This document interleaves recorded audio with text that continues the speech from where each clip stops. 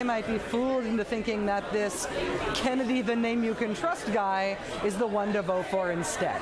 Yeah, that robocall that you just heard, that in politics is called a dirty trick. These sorts of things are generally designed to prey on older voters, I'm sad to say. The website balloonjuice.com also reported today another polling call, which purported to be on behalf of Democrat Martha Coakley, but really probably wasn't. According to the person who received the call, here's what was asked. Pay attention closely. You'll have to in order to understand what they were on about. Quote, in World War II, 6 million Jews were killed by the Nazis. Now, 6 million Israelis live under constant threat of attack from Islamic extremists. Meanwhile, 1 million women and children in sub-Saharan Africa die each year from malaria. The United Nations could use its billions of dollars to protect the people of Israel or to prevent the spread of malaria. In your opinion, is the threat to security in Israel a more pressing concern that should immediately be addressed by the United Nations than the epidemic of malaria in Africa? And by the way, who do you like for Senate? Yeah, no idea what's going on there. That call was identified as a polling call for this election. It originated from a Washington, D.C. area code. We repeatedly tried calling the phone number today that was identified as the source of that bamboozling call. We never reached a live person on the other end. In addition to bamboozlements like that and dirty trick robocalls, there have been sporadic reports of ballot irregularities today. A handful of voters report being given ballots already filled in for Republican Scott Brown. Martha Coakley's campaign says they were made aware of at least 6 such incidents. Secretary of State is downplaying this. Yes, it has been a weird day here in Massachusetts, and honestly a weird culmination to a really important Senate race. As is usually the case in special elections, voter turnout is the key tonight. The rule of thumb going into this election was that high voter turnout, especially in urban areas, would benefit Democrat Martha Coakley. The turnout in Boston appeared to be high earlier in the day. Tonight, then, a Democratic operative told the Washington Post's Chris Cillizza, quote, Boston turnout numbers not good for Coakley. But as much of these things often are, before we get the hard numbers, there was conflicting information.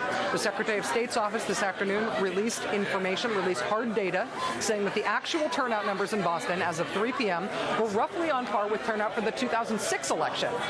That's a big deal because in 2006, that was a real election. Not that this one isn't real, but this one is a special election. There's only one line on the ballot. In 2006, that was a traditional midterm election, and if turnout in Boston was on par with what it had been for a real election in 2006, that would have been seen as good news for Martha Coakley today. Other silver Coakley linings, a Rasmussen Election Day poll found that people who decided in the last few days broke 47-41 for Coakley. Pollster John Zogby predicting tonight that Coakley will win. But again, I can tell you at this hour, with 57% of precincts reporting, Republican Scott Brown leads Democrat Martha Coakley 53-46. Let's go out to the campaigns right now. Joining us now from Republican State Senator Scott Brown's headquarters in downtown Boston is MSNBC's chief Washington correspondent, Norah O'Donnell. Norah, thanks very much for joining us. What's the latest from there? Rachel, it is a packed crowd here and very, very noisy here. This is where all of Scott Brown's supporters have gathered. I have to tell you, it's a very different scene from Martha Coakley's headquarters, where I was just about an hour ago, where the ballroom was almost totally empty, only a bunch of reporters in there. So there's clearly a great deal of excitement here. I just spoke with a senior GOP official, though, who noted that Scott Brown, according to the current results, is ahead just 5 points, and that Republican official did express some concern and said to me, quote, this is not going to be a blowout. This may not be a double-digit win. Stressing, of course, that we do not have all the results in now, but they do feel confident of a victory here, according to Brown supporters. The other thing I want to touch on, too, is that I've spoken with a number of people in both campaigns, both parties, and I'm stunned, quite frankly, by the information that I received from a Democratic Party official already blaming Martha Coakley, the candidate, even before the polls closed. This official telling me that in between that key period of December 19th, when Coakley had a 20-point lead, and then January 5th, where her lead was cut in half, that Coakley was, quote-unquote, literally on vacation. This is a Democratic Party official blaming her, saying that she went to the Caribbean while Scott Brown was able to define this campaign. I don't recall a time, Rachel, when I've covered House and Senate races and even presidential campaigns when one party official has been already dissing the candidate even before the polls closed. Rachel? MSNBC Chief Washington Correspondent Norah O'Donnell. Norah, thank you very much. Norah reporting tonight from Scott Brown headquarters. Thank you very much. Standing by for us at Democratic candidate Martha Coakley's headquarters is NBC Congressional Correspondent Kelly O'Donnell. We've got all O'Donnells on alert tonight. Kelly, what is the mood at Coakley headquarters where you are? Well, good evening, Rachel. I hope you'll understand we're in that magical election night place where we can't hear anything but the house band. So let me just run with it for a moment, and I'll tell you what the Martha Coakley team is thinking tonight. All day they have been trying to remind us that there is a difference between buzz and energy on the street and the capabilities of a Democratic get-out-the-vote machine. So they remain confident that they have been able to reach their voters, get them to the polls. For example, at one point today, an operative told me they had 1,500 requests for rides to a polling place. So they send out volunteers, put a voter in the car, and get them to the place to vote. Now, Martha Coakley had also been criticized in this race for not working hard enough, not shaking enough hands, not doing enough of the shoe leather side of politics that can be so important here. So part of her day was spent trying to catch up on some of that, being at polling places, meeting with voters, saying hello, trying to close the deal if she could at all on this day. And so they want to remind people that there is also, in their view, a connection that she could make with women independents in Massachusetts. Remember, she has won statewide office in Massachusetts before. Scott Brown has won his state Senate seat, a difference they point out. So they remain encouraged. They believe that she has been kind of a victim of the times, and they've learned some things through this race. Democrats will acknowledge that there have been some missteps, but they also believe that the attention brought on this race has then kicked into overdrive some of the Democratic machine, that even if some had some lukewarm feelings about this particular candidate, they were wanting to get out the vote tonight. Rachel? Kelly O'Donnell, NBC News Congressional Correspondent, thank you very much for that report, and protect your hearing while you're there. Appreciate it. Kelly, thank you very much. We turn now to the former chairman of the Democratic Party, former Vermont Governor Howard Dean. Governor Dean, thank you very much for joining us tonight. Pleasure to have you with us. Thanks for having me on, Rachel. Obviously, the final results are not in yet tonight. Anything could happen. But to what do you attribute the tightening of this race down the stretch? Why is Scott Brown doing so well vis-a-vis Martha Coakley? Well, first of all, he ran a terrific campaign. It was very much grassroots. He was everywhere. That helps. Second of all, it's pretty clear that people are upset by what's going on in Washington. They don't like the partisanship. They don't like the bickering. And they don't, I think, really see the kind of change they were hoping to get. I had a number of people, Republicans, who had voted for the president the last time around, and they're really looking for some real change. I think the American people want real change, and they haven't seen that yet. And so we're going to wade through all this, and it's going to be tough. If Boston's not in, we're in good shape. If Boston's in with this 63%, we're in deep trouble. And there's no way of knowing from Burlington, Vermont, who's in and who's not. But I'd love to know which precincts are in and which aren't. Governor Dean, you are credited and remembered as DNC chairman for your famous 50-state strategy, and that was all about trying to have Democrats contest races that in previous Democratic parties they might have written off. This may be the evidence of a 50-state strategy by the Republican Party. It also may be evidence that the Democrats have been taking the Northeast for granted. Do you see there is a possibility of further Republican inroads in the Northeast? Well, no, I think this is an exception. The Northeast is not a conservative place, and I think I still believe that Martha can pull this out. But if she doesn't, I think the voters of Massachusetts are going to find out that Scott Brown doesn't vote anything like the average voter of Massachusetts. So I don't really think it's that. I really think that you got to stand up and be strong. And people really were hoping there was going to be a real push for some differences. And a lot of this is not anybody's fault. Well, maybe George Bush's fault. I mean, we have over 10% unemployed. That always is a drag on the election. But I think people really wanted to see more change. They voted for real change, and a lot of Republicans voted for real change, too. We haven't delivered it. The health care bill bill. You know, a lot of people sitting around with special interests making deals. The Senate bill is essentially written by the insurance companies. This is a problem for us, and this is the way. This is like Washington was when I got there 5 years ago. You know, the Democrats weren't sure that they were really Democrats, and if you want to win, you actually can't sort of move to the middle and become a Republican. You've got to stand up and stand for the things that you got elected on and the Democratic Party believes in. And you haven't seen that in the health care bill, and I think that's part of the problem. I do not think, however, that this is a referendum on health care, and I certainly don't think it's a referendum on President Obama. I think it's a very smart, tough Republican campaigner. People are upset because of unemployment, and they don't think the climate in Washington, that people are listening to them in Washington. They think they're more interested in making deals with special interests than they are in dealing with the Wall Street bankers who've ripped them off. To hear you say, though, that this isn't any one person's fault, this isn't anybody specifically's fault, except maybe George Bush. You're the only Democrat in politics right now who's saying anything like that. Democrats formed a circular firing squad over this election, even, I mean, hours before the polls close. Certainly people blame each other when things go wrong, but today it was overt, it was loud, it was from all quarters, and potential Democratic voters hadn't even stopped voting yet in Massachusetts by the time it broke out. That seems to me like an incredible breakdown in party discipline, just in terms of elections 101. What do you think? I think that's right. I think I would say to my fellow Democrats, this is not the time for pointing the blame. We can figure out there's plenty of things that went wrong, plenty of blame to be spread around. People who blame others are losers. If you want to win elections, you stop blaming and you get to work. And that's what's going to have to be done after this election. Whether we win or lose, I think the message has been sent that if we plan to do better than this in 2010, we better do better for the American people between now and next November.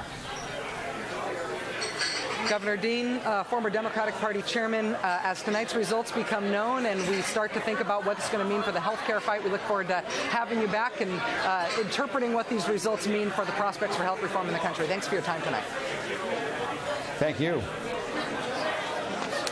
Okay, so what if you ran a political campaign and you pretended like there were no politicians in it? That's kind of what Republican Scott Brown did here in Massachusetts. The Boston Globe's Peter Canellos joins us next. We're coming to you live from Doyle's Cafe in Boston. If you couldn't tell, stay with us. We'll be right back.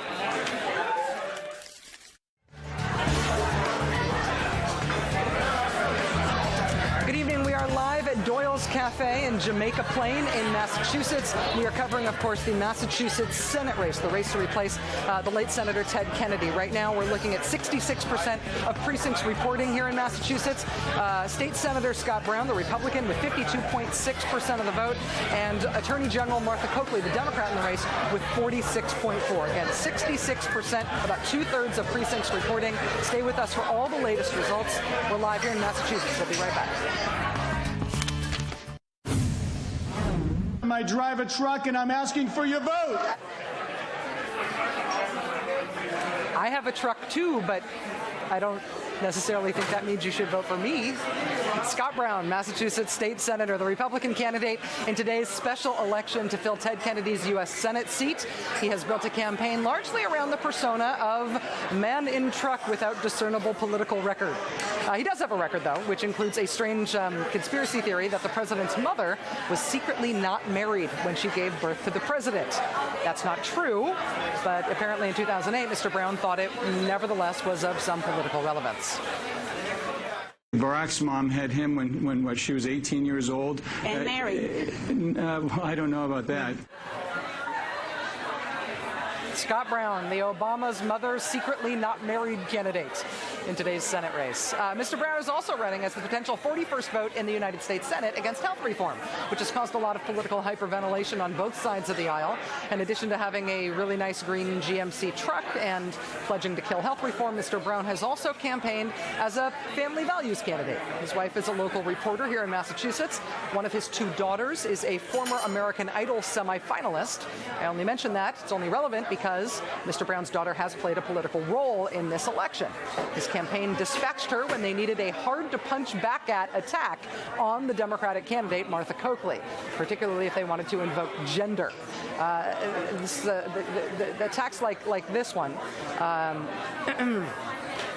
quote, Martha Coakley's new negative ad represents everything that discourages young women from getting involved in politics. And as a young woman, I'm completely offended by that. She even spelled Massachusetts wrong in her original ad, which is very embarrassing, I must say, as a young woman. Smart move, right? Politically speaking, to sling that kind of attack through your 21-year-old daughter? I mean, there's really no way to return fire against an opponent's child. It's like using your kid as a human shield. Awkward also for the family values mantle is that Mr. Brown, before running for this U.S. Senate seat, was probably best known as the conservative Massachusetts politician who had posed nude in Cosmo in 1982 as winner of that year's Sexiest Man contest. And now for the awkward segue to Mr. Brown's support from the teabag the liberal Dems before they teabag you folks. Mr. Brown's campaign has received at least $348,000 in just the past couple of weeks from the Our Country Deserves Better PAC. They're the folks behind the Tea Party Express bus tour. We're now hearing, in terms of the United States Senate race here in Massachusetts, that the AP is now projecting that Scott Brown is the winner of the Massachusetts United States Senate race. Again, this is an AP projection. Associated Press now projecting that Scott Brown is the winner of the Massachusetts Senate race to replace the late Ted Kennedy. Again, this is an AP projection. Nora O'Donnell has confirmed that Martha Coakley has called Scott Brown to concede the race. We're here in Doyle's Cafe in Jamaica Plain in Massachusetts, here in Boston, and the results here are not coming as a surprise to anybody who's been paying attention at all during the day.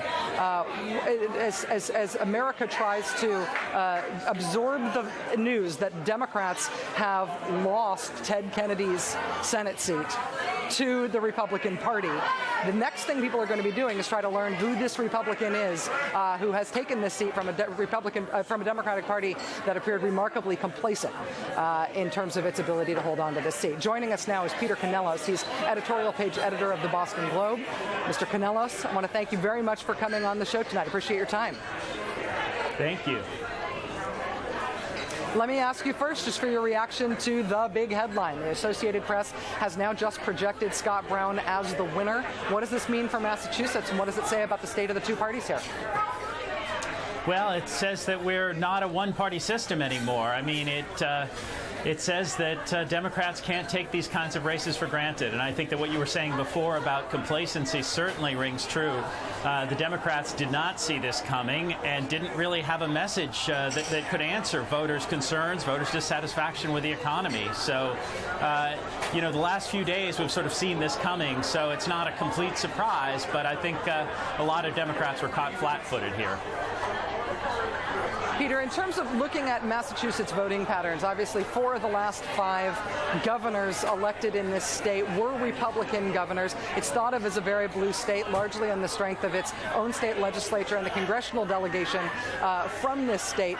Do you see a different message here in the vote for Brown than, say, the vote for Mitt Romney or Paul Cellucci or Bill Weld? Well, slightly different because the health care issue was somewhat prominent, but what people have to keep in mind is the Republicans have succeeded at the gubernatorial level as a check on the one-party control of the Massachusetts legislature. There's a lot of anger at the Massachusetts legislature right now. They've raised taxes. They have to balance a very difficult budget. And I think that some of that anger has crept into the Senate race. So it's not all about President Obama or about health care. It's about one-party control in Massachusetts at a time when people have a lot of complaints about the state government. In terms of Massachusetts' reflection on the nation more broadly, the Republican Party structure in Massachusetts has long been thought of as weak. We did see a lot of conservative activists and Republicans from outside the state coming in, especially late in the day, into this race to try to bolster Scott Brown's chances. Do you think that redounds in the long run to a stronger state party structure here, or do you think this was a one-off special election kind of infusion of energy? I think it's a little bit of both. I mean, the state has been trending independent in recent years, and obviously Brown was able to really tap into that in a big way. Without a big infrastructure, they're not going to take over the Massachusetts legislature anytime soon. They may not even break the veto-proof majority that the Democrats have. They're not going to win a lot of congressional races, but, you know, there may be a few congressmen who are looking over their shoulders right now, and, you know, Brown has provided a template for some Republicans to win in Massachusetts. Peter Canellis from the Boston Globe, editorial page editor. Appreciate your time tonight. I know you're going to have a very, very busy evening writing this up. Thank you. Absolutely. Thank you. Joining us here live at Doyle's Cafe in Jamaica Plain is my friend and colleague Chris Matthews. What's your reaction to the big headline? Well, I'm not stunned tonight, but I would have been stunned if somebody told me this 3 weeks ago or 4 weeks ago. This is Massachusetts. This is the state where to deviate off to the right would be to vote for Paul Tsongas. You know what I mean? That would be getting out of the 40-yard line. I think it's a stunning victory for a candidate who's new, basically, at this level, who's run a perfect campaign. He campaigned with identifying himself with John Kennedy on smart government, smart fiscal policy, not necessarily right-wing policy. John Kennedy believed that taxes can be used to stimulate growth at the right time, at the right part of the period in the business cycle. It can be a useful tool. Certainly not a right-wing view. He basically said this health care bill is too big, it's too much government. We don't know what's in there, and by the way, it's being sold to the people state by state in a corrupt fashion. He had an argument. I came up with something. I think you will like this. Okay. Maybe it's salve for people in the part of the country that don't feel too happy about this result, but I think it's very American. One of my heroes over the years was William Allen White, the great Midwestern newspaper editor. And he said this, and I think this is true about America. The most precious gift God has given to this land is not its riches of soil and forest and land, but the divine dissatisfaction planted deeply in the hearts of the American people. We are a dissatisfied people. We are easily drawn to a candidate who promises deliverance. 2 years ago, we voted for deliverance with Barack Obama. We will vote for deliverance again in 2 years if we're not happy. The country wants something better than what it has. We will argue because we know it's true. The country's not satisfied with a health care system that leaves millions of people in the emergency room waiting 4 and 5 hours just to get basic care. That's not a good system. But that dissatisfaction has been overwhelmed by bad politics and smart politics on the right, by a complaint about fiscal overkill. And that is the problem the Democrats face right now. A sense not that their values are wrong, not that people don't want to help, but there's a sense of fiscal overreach. The debt is too big. The government's taking on too many responsibilities. I think that's what's driving. That's a messaging argument. It's not a policy argument, though. Well, I think it's the fiscal challenge is not a joke. Yeah, but if you were really upset about fiscal challenges, to look at the guy who turned surpluses into deficits, they would have been up in arms then. And there was no Tea Party movement against George Bush. You know, I mean, they now, in retrospect, say, oh, yeah, we hated it when we did it. We just never said anything about it. The numbers are larger now. The numbers are larger now because we're digging out of a hole. It's absolutely, I mean, nobody's going to argue that we're not spending a ton right now. It should. I think. Well, conservatives are hypocrites. I mean, that's not a big point, though. I mean, come on, you're better than that. They're hypocrites. They didn't admit their own fiscal imbalance. It just means that, and therefore, I don't think you can say that the policy is at the root of this dissatisfaction. When you look at the voter identification numbers in Massachusetts right now, everybody thinks of Massachusetts as so blue. The same proportion of voters in Massachusetts identify as Democrats as do in the country as a whole. It's like a third, 33, 35%. There aren't any more Democrats here by identification. What there are is a ton more independents. Right. And Americans have this desire to correct for majorities. And when majorities get big, we like to dial them back. And the question is not whether or not Republicans are going to figure out a way to ride that. It's whether Democrats are going to figure out a way to stop it. Well, I don't think my daughter's very concerned about debt. She's in a group called Concerned Youth of America. They're very bipartisan, very concerned about debt. Larry Summers, if you talk to him, is very concerned about this debt. That's why we're having a hard time in Washington coming up with tax relief as a way of helping the economy move forward, because there's a danger of adding to the debt. I think that's a real problem. I think when this candidate came along and talked about taxes, he was really talking about other things. He was talking about worries about overkill in terms of government spending. And I think they're worried about it. The people are worried. We'll see as we analyze this in the days ahead. I don't think it's irrational. I think it's an argument. I think you have to. I think it's a great message, but I do think that it is irrational because I think that it redounds to conservatives in terms of the political benefit, which makes no sense when you look at the relationship of conservative policies in government and what they've done to the fiscal situation. It just means that it's not policy, it's politics, and it means that maybe Democrats need to get better about talking about their own fiscal responsibility. No, I won't disagree. I think I look at the numbers and I am worried. I'm worried about this government committing itself to so many entitlement programs and committing itself to such a level of taxation to support those entitlement programs. Has Barack Obama raised taxes or cut taxes? People are seeing it coming. Yeah. You can't say theoretically he might someday raise taxes and I'm going to vote against what is very impressive is what we saw in the last couple of weeks. A candidate came out of nowhere, a state senator. He's attractive physically. I guess that always counts in politics. He has some charisma, some charm. But his big message was, Jack Kennedy cut taxes. We got to be worried and cut taxes. We got to do something on the tax front. And then he came out against the health care bill and said, one thing I'll do if I get elected, I'll vote no. I sign my name now, Scott Brown, 41. I will vote against the tax bill. So voters know two things about this guy. He's going to vote against the health care bill, and he's going to cut taxes. They love it. But here's the thing, though. It's the total divorce from reality. To say I'm the fiscally conservative guy, I'm going to vote against health reform. What does health reform do to the budget, to the deficit, according to the CBO? It reduces the deficit. The CBO, and you believe, and you think the people of Massachusetts I believe the CBO more than I believe a guy running for Senate, They're just going through a health care fight here. They got a health care plan. They know these cost figures are never reliable. There's always an overrun. They know the government always underestimates the cost of programs. They know that. On policy, though, to say it's fiscally responsible to not reform health care I'm for you. Look, I'm for health care reform. I'm talking about the voters of Massachusetts and what they did today. I think they voted their concern, which I think is legitimate, about debt. I think they voted with the message, and I think it's a message that is coherent and totally divorced from reality. They made a mistake. Well, I believe they made a mistake. I believe that Scott Brown's policy-based campaigning was dishonest. That's what I believe. Well, and Howard Dean is going to join us now to talk on the healthcare side. Fair enough. Let's bring Howard Dean back into the conversation. Go on, last word. Go say it. Well, I just think that this dissatisfaction American people feel right now is against incumbents. It was 2 years ago. That doesn't change. Who are you going to blame? You're going to blame the political establishment that's been in power a long time up here. Fairly or not, Martha Coakley comes out of that political establishment. She's not a heavyweight. She's not a big shot. She hasn't been in power a long time. She's done a good job as AG.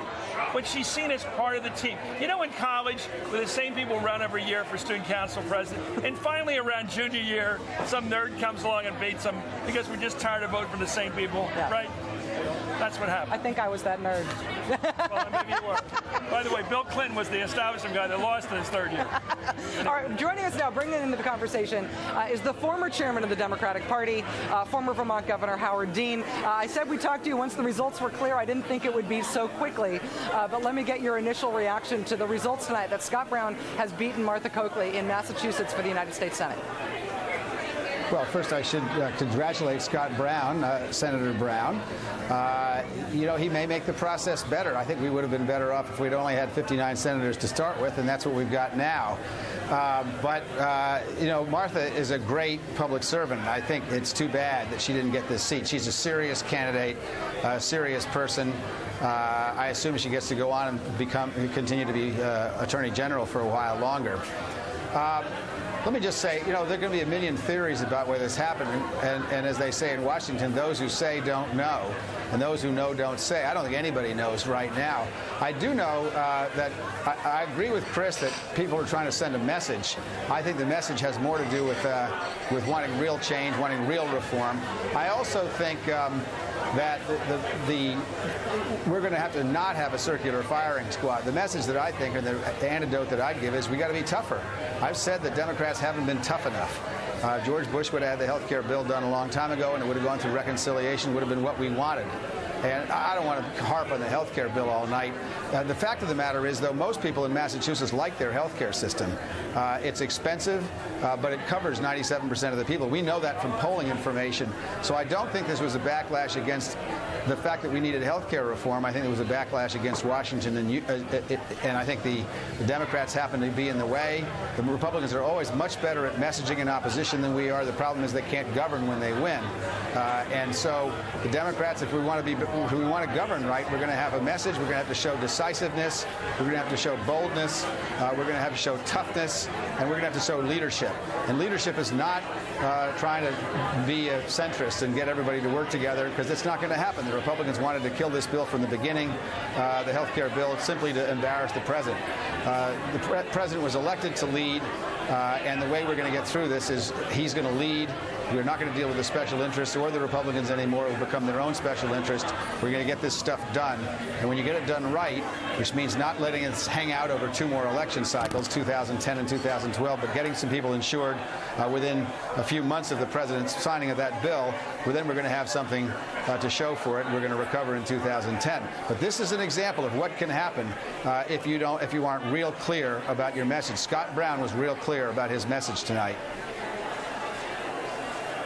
Governor Dean, in terms of the Democrats' opportunity to do the kind of thing you are describing, obviously the first thing they've got to make a decision about is how to proceed on health reform. Were 60 votes in the Senate key to getting health reform passed? Do you see a path to health reform now by the State of the Union, by February, that doesn't include having a 60th Democratic senator? There's only 2 ways you can do this. One is to get the Senate to pass the House bill and then fix it later. And I think you're going to have a hard time with that, because the Senate bill is not that strong a bill because of the intervention of Senator Lieberman and Senator Nelson. And the other thing is to start over again and just add Medicare, add 55-year-olds and up to Medicare, which is what the Senate was thinking about doing in the first place. There's a big advantage if you do that. You don't get universal insurance, and you don't get insurance reform. But frankly, the Senate bill has very little real insurance reform in it anyway. What you do is get people insured right away who don't have insurance now and who can't get it because they're over 55. So I think that kind of approach is the approach that I would use. Get it done, have it easy to understand. Expansion of Medicare is very easy to understand. You can run it through reconciliation pretty quickly. You don't have any choice, because if you're going to get anything done on health care from now on in the Senate, it's going to be through reconciliation. Governor Dean, thank you very much. We've got to take a quick break right now, and then we're going to be checking in with Scott Brown's campaign headquarters in downtown Boston. We're live at Doyle's Cafe in Jamaica Plain here in Massachusetts. Stay with us. We'll be right back.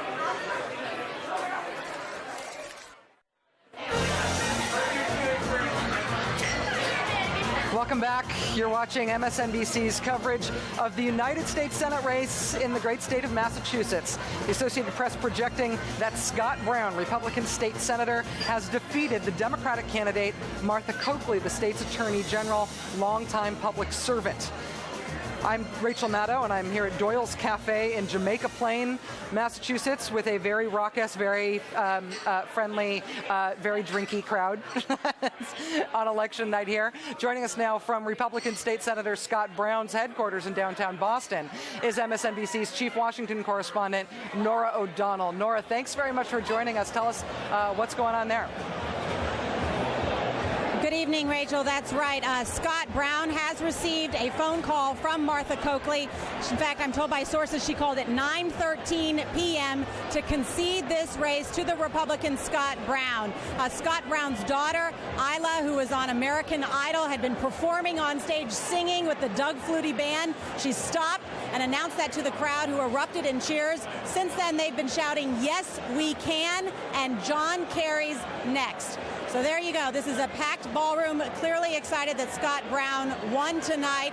He is expected to come out and speak shortly. I imagine that he is waiting for a call from President Barack Obama. The president's spokesman had indicated earlier this week that the president would call and congratulate whoever the winner was, whether it was the Democrat or the Republican. What's next? Well, it remains to be seen when the Secretary of State certifies this election. We've done some reporting today, our excellent political team, that the Secretary of State here in Massachusetts could take 10 days to certify this election.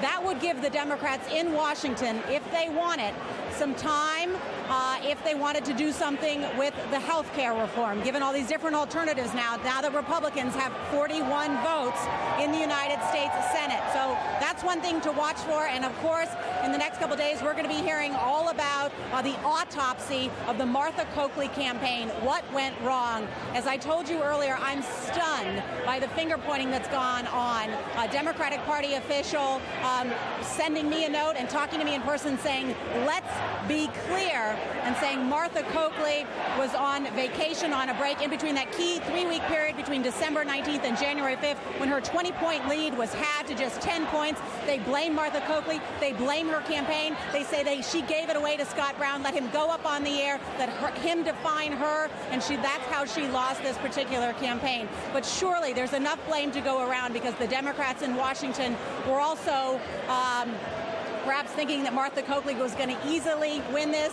And as I spoke with Vicki Kennedy yesterday, and something she said was very clear that most people who run for political office know, don't ever take a vote for granted. You should never take a vote for granted. And I think that's one of the big lessons, is that many people think Martha Coakley took this for granted because it's Massachusetts, because Democrats outnumber Republicans 3-1, that maybe she would win this. And so that key 3-week period is when Scott Brown got the momentum and was able to define this race, and now why there's a victory party here, and we're expecting to hear from him shortly. Rachel? NBC's Nora O'Donnell at Scott Brown campaign headquarters. A sense of the enthusiasm there by the rollicking cheer from the crowd just for the podium coming out. We do expect, of course, Scott Brown to be speaking tonight. That's not happening quite yet, but we will bring that to you live here when it happens on MSNBC, the place for politics. Stay with us. We'll be right back after a break.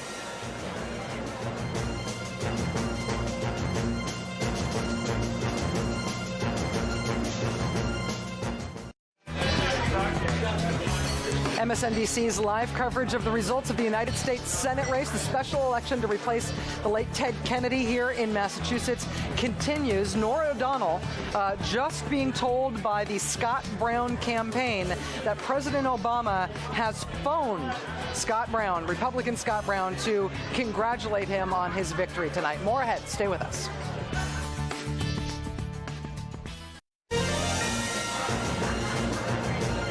Welcome back to our live coverage of the United States Senate race in the great state of Massachusetts. The Associated Press having called the race for Scott Brown, the Republican candidate, with 52% of the vote over Martha Coakley, the Democrats, 47%. That's with 92% of precincts reporting.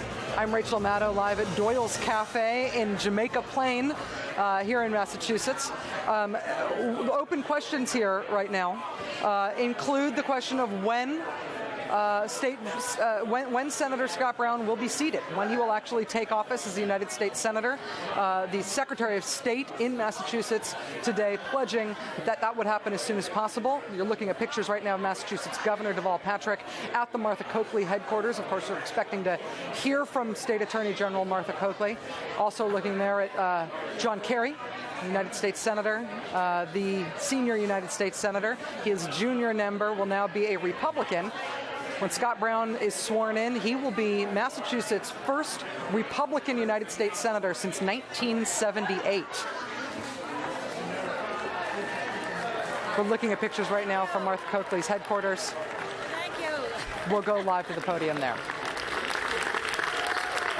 Thank you.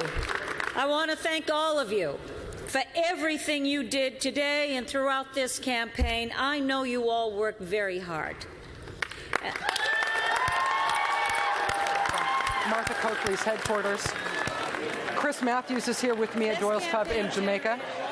We've also got Nora O'Donnell on standby at Scott Brown's headquarters in downtown Boston. Can I bring Chris into this discussion? Chris, waiting right now, obviously, for Martha Coakley's statement on her loss.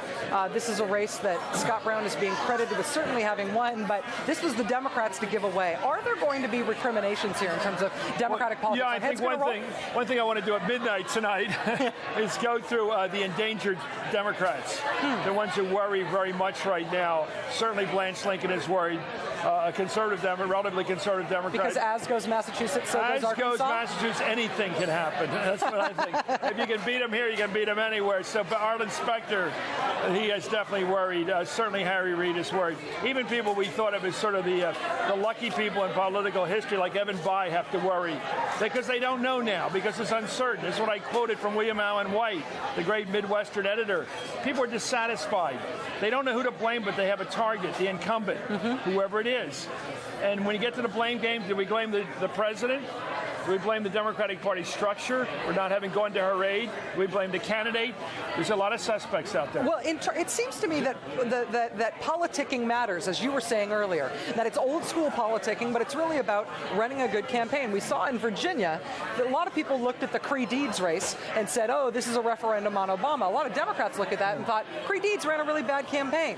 And in Massachusetts right now, that's going to be part of the autopsy. Whether or not Martha Coakley ran a bad enough campaign, Democrats put up so poor a fight for this seat that it's more about this individual race than it is about Barack Obama. Great example in Massachusetts history. In 1952, Dwight Eisenhower, Republican, swept this state. Guess who won the Senate race? Jack Kennedy. Yeah. So you don't always go down because the president's unpopular or the party's not popular. A lot of times people discriminate. They go and, well, I think I like this guy, but I don't like that guy. Sure. Pennsylvania's been splitting its ticket at the top for all my life. So I do think people know, but I think there is you and I are in the same world. We deal all the time in the cosmos we live in, the zeitgeist, the spirit of the times, are unhappy. There's a dissatisfaction out there.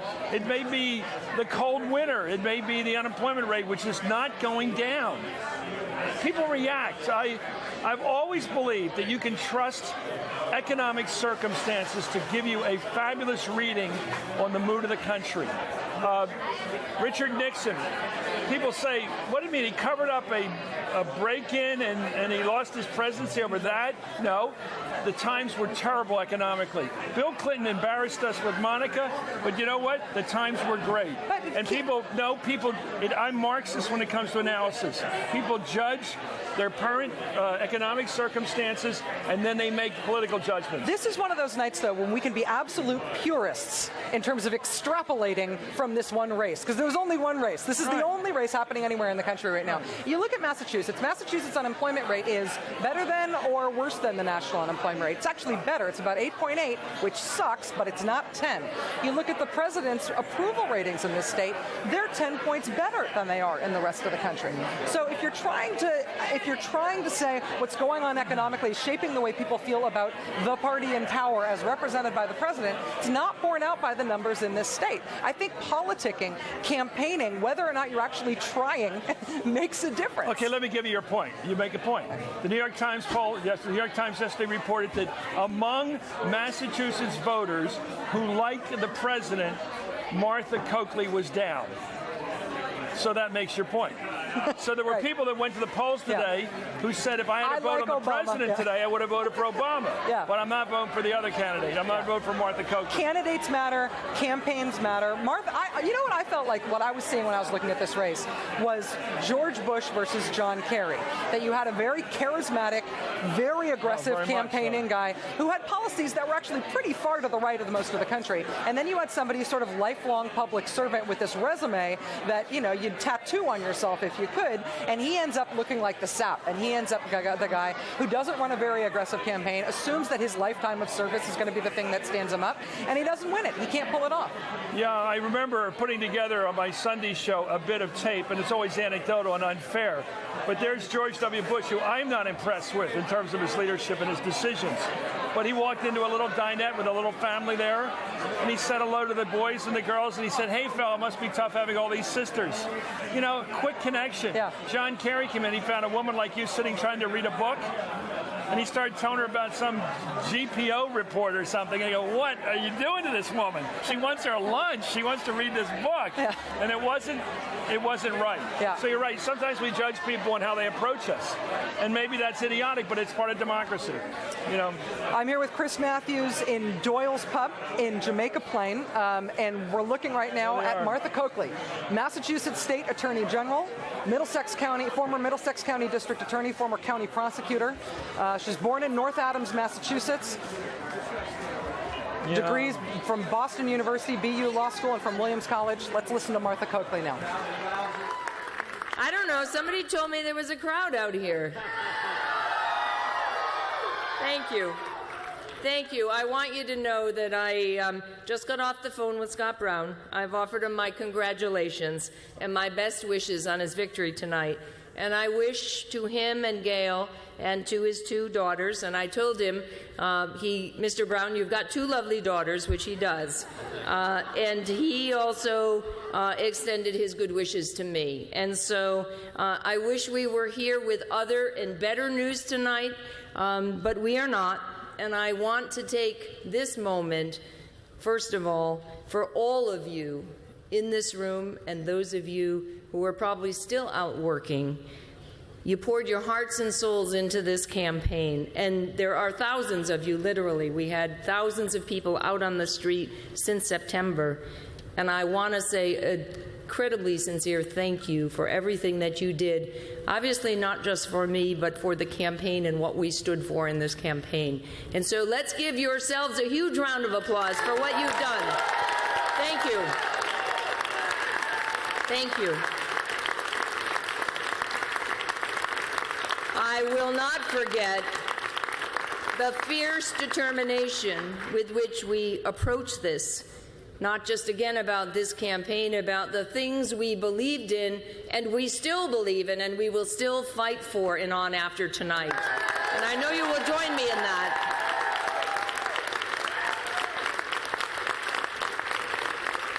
We never lost our focus or our determination, and you never demonstrated an ounce of discouragement or complacency as far as I'm concerned in this campaign. I know how hard we worked, and you own everything about this campaign. You were there every step of the way as we went forward in the primary and through tonight and focused on the issues that I believe everybody in Massachusetts does care about and everybody in this country should be focused on as we go forward. I want to say a very sincere and loving thank you to my husband, Tom. Thank you.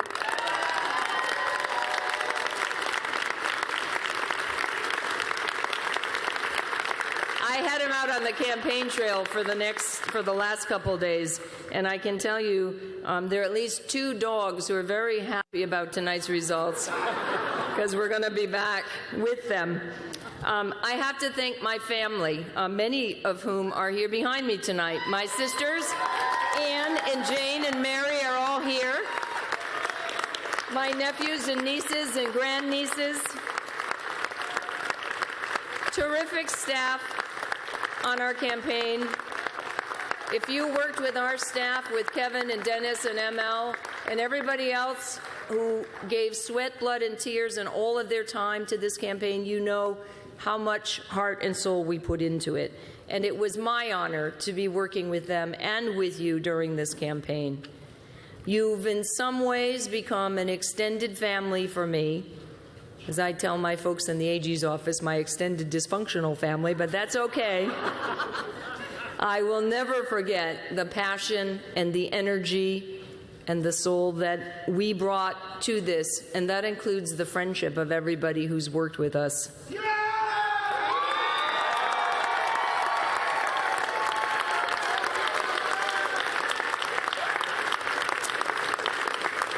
Of course, I know you'll join me in thanking President Obama, who took this little trip to see us here on Sunday.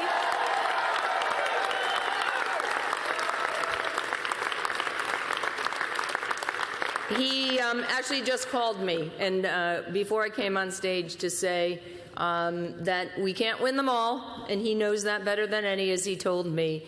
But he appreciates what I did and what you did, and he said to extend his heartfelt thanks to everybody who'd worked on the campaign. And as I know from losing a campaign several years ago, writing a little piece about it for the Herald, that I feel very strongly about. If you do not run, you cannot win. And you don't always win all of the time, but you put in your best efforts, because sometimes it's more important to travel hopefully than to arrive. And in some ways,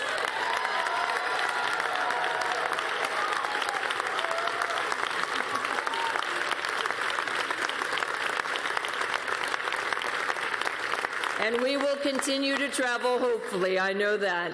I know that many of you had the great pleasure of seeing President Clinton as he was out on the campaign trail. I want to thank him. And particularly, I need to send my thanks, and I know yours, to Vicki Kennedy, who campaigned with me all weekend.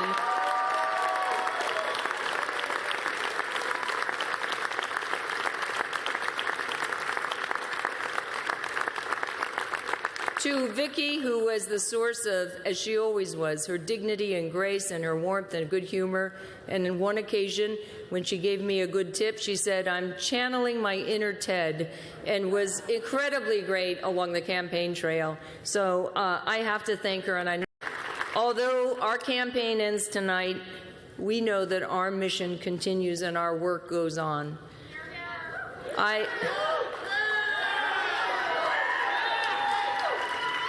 I am heartbroken at the result, and I know that you are also, but I know that we will get up together tomorrow and continue this fight, even with this result tonight, because there will be plenty of Wednesday morning quarterbacking about what happened and what went right, what went wrong, and I know that everyone, including me, I am brutally honest on my own performances.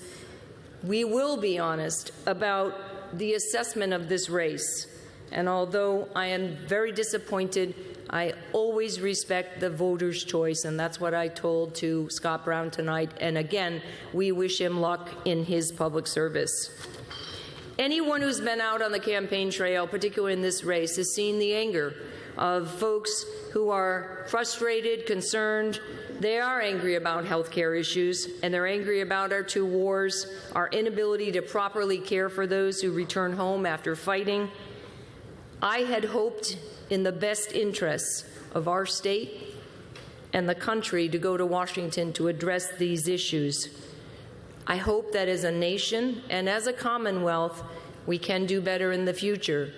You know that as your Attorney General, I will continue to fight and address them here with everybody in Massachusetts who cares about these issues. Thank you.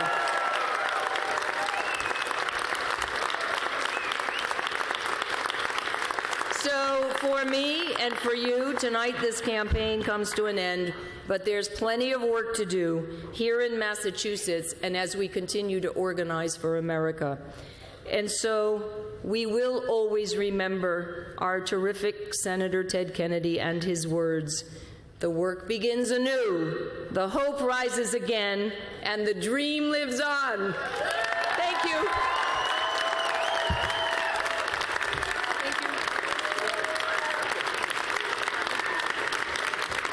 And good evening again from New York. The outcome from Massachusetts tonight supposed to have been a foregone conclusion. How do you hold a special election to fill Senator Edward M. Kennedy's Senate seat, the one he held for 47 years, and not expect the Democrat to be the easy victor? Instead tonight, the Boston Globe reporting that even before the race had been called, the Democrat Martha Coakley, who just finished her remarks there, conceding in a phone call to Republican Scott Brown, as I like to say in sports about that speech you just saw, and the campaign, get a roll of stamps and mail it in. Minutes later, the Associated Press made their official call, projecting Scott Brown the winner of the special election to replace Ted Kennedy in the United States Senate. The numbers to this point, as of this hour, are really besides the point. At 52-47, with 93% of the vote in, Brown to become the 41st Republican in the 100-member Senate, 41.5 counting Mr. Lieberman, which could allow the GOP to block the president's health care reform legislation, what had been the defining issue of Senator Kennedy's career, in a special electoral system set up by Democrats in power in Massachusetts. It is Schadenfreude in its original definition. The Democratic blame game began well ahead of tonight's poll closings, let alone the vote count. A Democratic official telling MSNBC this evening, before polls closed, that Mr. Brown had been able to close the gap and then lap Coakley because, quote, the Democratic candidate was literally on a vacation. In turn, the Coakley campaign blamed national Democratic officials for the expected loss. Let's go first to Nora O'Donnell, who's standing by at the campaign headquarters of Scott Brown, the senator-elect from Massachusetts, and I don't think anybody would have believed us if we had said we were going to be doing this conversation. In terms of the senator-elect from Massachusetts, Mr. Brown, as recently as a month ago, are there words to describe the feeling there, Nora? Well, this is clearly a huge upset, a shock for Democrats who did not think, certainly a month ago, that this race would even be close. I have to report to you, I have spoken with a senior advisor to Scott Brown, who reports that President Barack Obama has called Brown to congratulate him. We are expecting to hear from Brown any moment now. This is a big win for Republicans in this state. Why? Because the last time a Republican held this seat was in 1952 when JFK beat Henry Cabot Lodge for this seat. So as one Democratic official joked to me, every Republican in Massachusetts is here in this ballroom because it's not so often that the Republicans get a chance to celebrate. So they are happy here tonight. The other big thing I think that's worth reporting to is on what this means for health care reform, what it means for President Barack Obama's agenda. Look very closely at the statement that Senator Jim Webb, Democrat of Virginia, has just put out. He said it would be wise to wait until Scott Brown is seated in the United States before they move forward on health care reform. Pretty interesting shot across the bow, or warning, whatever you want to call it, from Senator Jim Webb, because as you know, there's been a discussion that it would take the Secretary of State at least about 10 days to certify Scott Brown, and then of course you have to wait till Biden's ready to swear him in and get him into office. And so there was some talk that maybe the Democrats in the Senate could try and push this bill before that. Now you have Jim Webb saying, let's hold our horses. It would be wise to wait until he's seated. And then the other note, just to a T, just about almost every Democratic congressman that we've talked to does not seem to have the appetite to want to take the Senate bill and just pass it as is so that it can go directly to the president's desk. So there are some real concerns tonight by Democratic Party officials about just how health care reform that President Barack Obama promised could ever get done. Keith? Well, I think the word is reconciliation. MSNBC's Nora O'Donnell at Senator-elect Scott Brown's headquarters in Boston. Many thanks. Let's try to analyze what happened. We go to the Jamaica Plain neighborhood of Boston. Our own Chris Matthews and Rachel Maddow have been holding down the fort there, perhaps more than metaphorically. Let's find out. That point that was just raised by Nora O'Donnell, Chris. Is there a way to hold up the Senate vote after the Senate has voted already? And what Jim Webb just said about nothing should be voted on finally until the seating of Senator-elect Brown?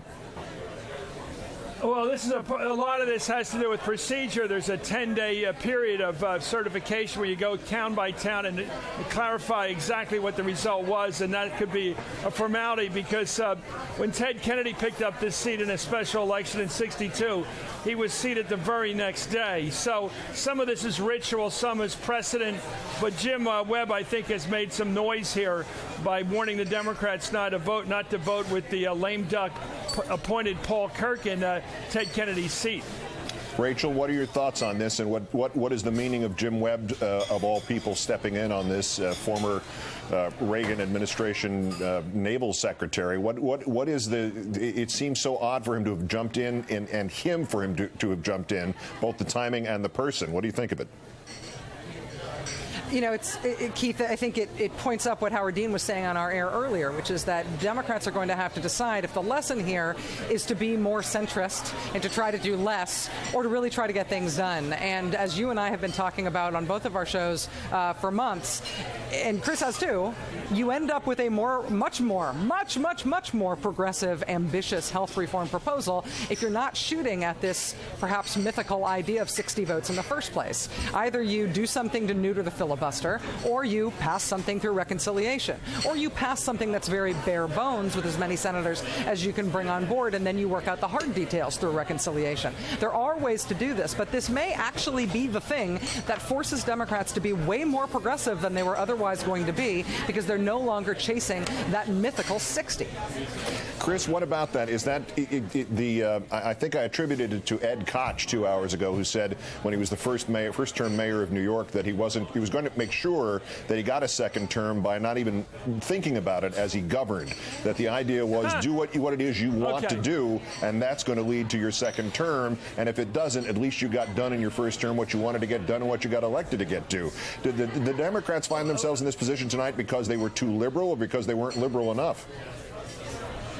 Well, let's push forward right from, we don't know. I mean, I can't read the voting motives of everybody up here, even a day that it happened. But let me tell you, along the lines of what you've been talking about for months now, I've been back studying that book about what LBJ did to get civil rights through. Now, remember, Jack Kennedy, when he was alive, from up here, couldn't get civil rights through because there was a bunch of Dixiecrats sitting on that, running that Rules Committee in the House. You know what Johnson did? He had a discharge petition. He got so many votes, over 200. He scared the bejesus out of that chairman of that Rules Committee, went around and he said, okay, pass the civil rights bill by December of the year Jack Kennedy was killed. So within a month, they got it done. You know what he did on the Senate side? He skipped the Judiciary Committee, went right around it. He went to the Senate Democrats. He said, okay, I want you to pass all the crap that's on the agenda right now so a filibuster doesn't get in the way of anything. Passed all the junk that was waiting in line. Everything was done. Then he let him talk for 2 months, and then he got Dirksen and went around the Judiciary Committee and got cloture. Now, there's a lot of things you have to do to break precedent if something's really important. If they decide in the Democratic caucus that they can get 50 votes and the vice president's tie-breaking vote, if they can do that, now that's the if, they might well go for it. That's the question. To me, it's a question of practicality. If they can hold the 50, not the 59, hold 50, that's all you need, not 51, and the vice president, they can push through a good bit of the structure, the fiscal structure of health care reform. The other way to do it is to take the House and try to get them to buy the Senate version with the absolute commitment from the president and the leadership that there will be a reconciliation bill through both houses this spring, which will correct the problems the House members have with the Senate bill. Now, it will take a lot of thrust and a lot of guts, but that's the only route to the Indies, as far as I'm concerned. If you're Christopher Columbus on this, it's the only route, because they're not going to get Olympia Snowe. They're not going to get Susan Collins. Let's face it, that's not going to happen. And they're not going to get 60 votes any other way. So they got a simple question now: do they want a health care bill or don't they? And they may have to go either with those two rules, reconciliation, which you suggest, which is doable, or a synthesis. Go with the House, tell the House, buy the Senate bill, and we'll fix all the problems in a big reconciliation bill this spring and give you guys what you need to justify it at home this November, and then you will win. But if you don't do this, you will lose. Now, he's got to threaten them with that. He's got to tell the Democrats, if you don't do health care the toughest way, because we're going to have to do it the toughest way, and that means you, Rahm Emanuel, got to do the work here. You got to really do the work. We can do it. But the only other alternative to me is to fall on your sword and give up. Yeah. And I do think that's the route. And Bill Clinton will give that speech a few hundred times. That's the route to defeat big time, maybe lose 50 seats, lose the speakership, and maybe lose the majority of the Senate as well. Because after tonight, they got to get the message that they can lose Arkansas, they can easily lose Indiana, they can get killed in Pennsylvania, and even Barbara Boxer might have a race on her hands if this climate of discontent and dissatisfaction with government not being able to do anything continues.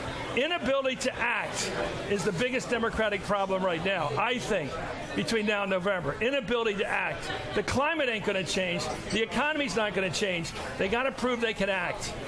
That's what I think is the question between now and November. Got any? I think. Rachel, got any hints, helpful hints on how we can get those Democrats to do that, or how they can get those Democrats to do that? They don't seem to have been willing to do it with a 60-vote majority. Now they're going to have to. Now they're basically addition by subtraction. Is that what this is? Any Democrat who can count to 2, any Democrat who knows how to spell their own name, any Democrat who can figure out how to work a television remote control knows right now that health care cannot die unless the Democratic Party is going to die with it. This is it. Democrats have to pass it. There's no if they decide to pass it. There's no when they decide to pass it. No. This is Chris is absolutely right in terms of the political stakes here. Whatever you want to call health reform, something called health reform must pass, and it must pass within I don't know, 30 days, or the Democratic Party is going to have a really big problem for a really long time that no individual election cycle is going to be able to get them out of. This is an exclamation point on these results tonight for Democrats. Health care must pass. You watch. It'll be a new bill. It'll be a bill supporting child-proof bottles. Rachel Maddow, Chris Matthews, great thanks. They will be intricately involved in our MSNBC coverage continuing throughout the night. Rachel is back live at the top of the hour, 11 p.m. Eastern. Chris will be back live again with a special edition of Hardball starting at midnight Eastern. As we await Senator-elect Brown's speech, will the Democratic loss in Massachusetts indeed kill health care reform? Representative Anthony Weiner said it might. Speaker Pelosi says reform will still happen. Lawrence O'Donnell joins us. But before we get to that, I have to apologize for comments I made about Senator-elect Brown last night. A quick comment next. Lawrence O'Donnell joins me next on the future of health care reform, but first we stay in Massachusetts for the first of tonight's quick comments. I wanted to apologize for calling Senator-elect Scott Brown an irresponsible, homophobic, racist, reactionary, ex-nude model, teabagging supporter of violence against women and against politicians with whom he disagrees. I'm sorry. I left out the word sexist. And I left out the story of the day Brown, upset by online criticism from some students, went to the school and swore at the entire student body. I'm very sorry. For all the blowback from the right on this comment, from people who regularly mutter worse things about Barack Obama in their sleep, when it came to the facts that I cited to paint this picture of this horrifically unqualified senator-elect, we have heard nothing. No contrary evidence, no refutation, not even a plausible excuse. And to the point of excuse, it can be argued that Brown should have been given the benefit of the doubt after a supporter shouted at him that they should shove a curling iron up Martha Coakley's butt. That he did not hear that when Brown then said, we can do this, he was not responding to the lunatic in the crowd. But the Boston Globe makes an unanswerable point about that. Even if Brown really didn't hear it, where was his later statement decrying the obscenity and violence his supporter had suggested? Not only did Mr. Brown not offer even the mildest reproach, but when pressed by by Senator Kerry, Brown replied only that people are tired of John Kerry's partisan politics. In Senator-elect Brown, we have an irresponsible, homophobic, racist, reactionary, sexist ex-nude model, teabagging supporter of violence against women and against politicians with whom he disagrees. And if he or you don't like that characterization, my answer to you is simple. Disprove it, because he hasn't. The Commonwealth of Massachusetts sent Republican State Senator Scott Brown to the U.S. Senate tonight, potentially crippling efforts to give the U.S. a health care system that would still not be as progressive as the one in Massachusetts. We're awaiting the senator-elect's speech in Boston tonight. In the interim, before the first votes were cast today, top Democrats in Washington were both offering assurances they could find other ways to pass health care without their 60-vote supermajority in the Senate, and also writing its obituary. Congressman Anthony Weiner saying you can make a pretty good argument that health care might be dead. But restorative measures were underway. The White House reportedly is pushing for Congress to bypass the Senate by having the House simply vote on the exact bill that already passed the Senate instead of the compromise bill now being worked on by congressional negotiators, and to send that to the president for his signature. House Speaker Pelosi has previously poured cold water on that option. This afternoon, she suggested it will not be necessary, though she did not explain why. Our eye is on the ball of passing legislation. In order to do that, we have to resolve some differences, establish some priorities, make some decisions, and that's what we're doing. Whatever happens in Massachusetts, we have to do that. And whatever happens in Massachusetts, we will have quality, affordable health care for all Americans, and it will be soon. But earlier, Democratic House Leader Steny Hoyer had given momentum to speculation the House might simply send the president the Senate's bill when he said, quote, better than nothing.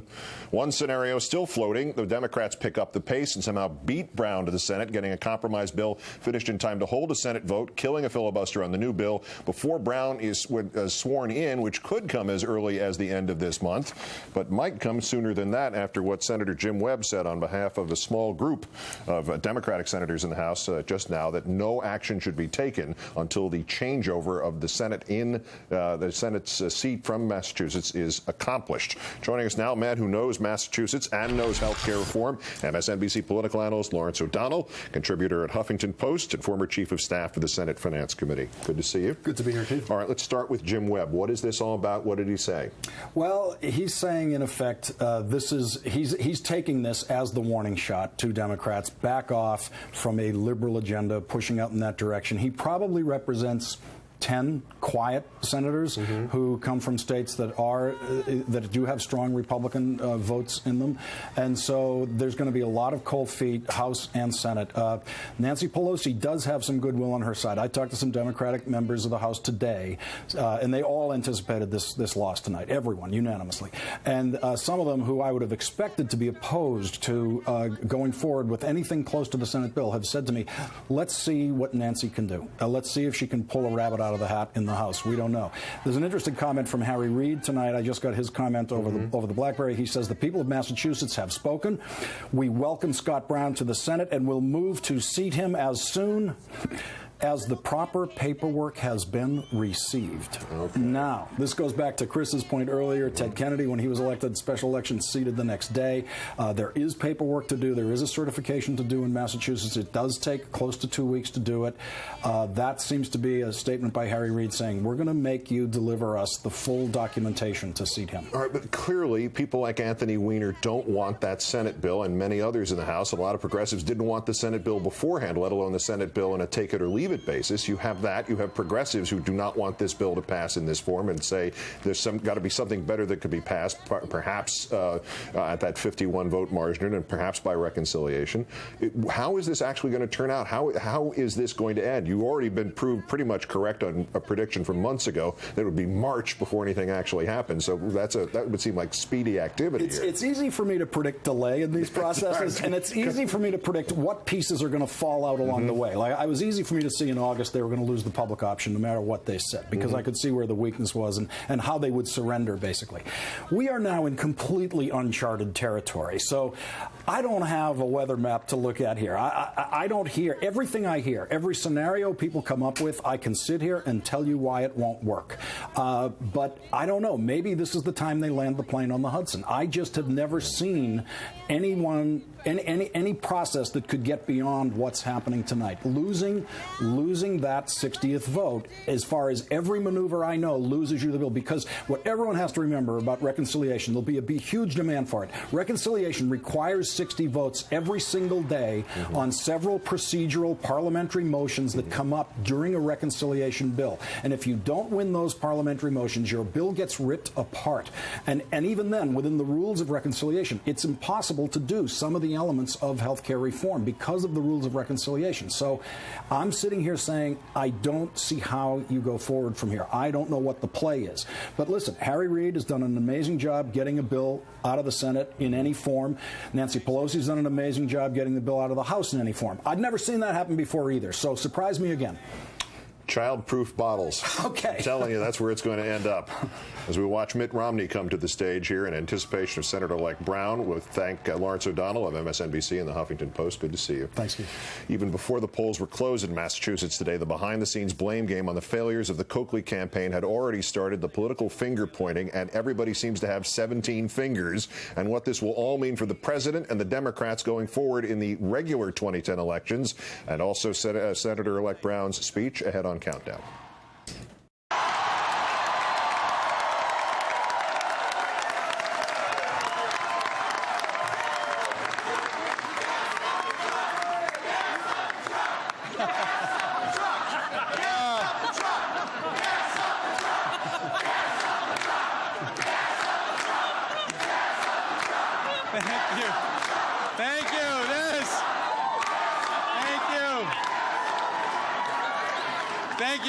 I did this morning. Thank you.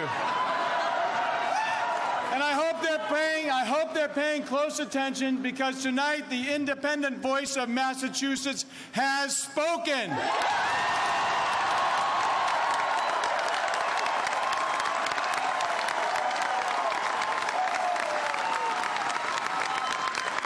From the Berkshires to Boston, from Springfield to Cape Cod, the voters of this Commonwealth defied the odds and the experts. Tonight, the independent majority has delivered a great victory.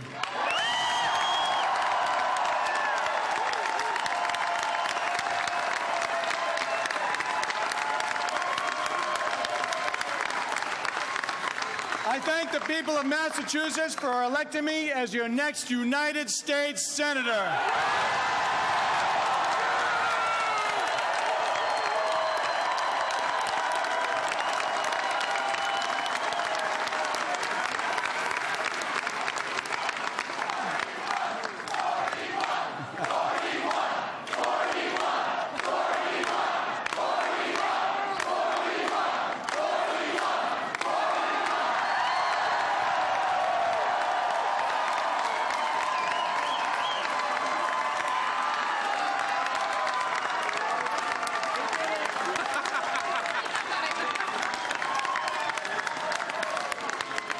And every day I hold this office, I will give all that is in me to serve you well and make you proud. And most of all, I will remember, thank you, most of all, I will remember that while the honor is mine, this Senate seat belongs to no one person, no one political party, and as I said before, and you've heard it today and you'll hear it loud and clear, this is the people's seat.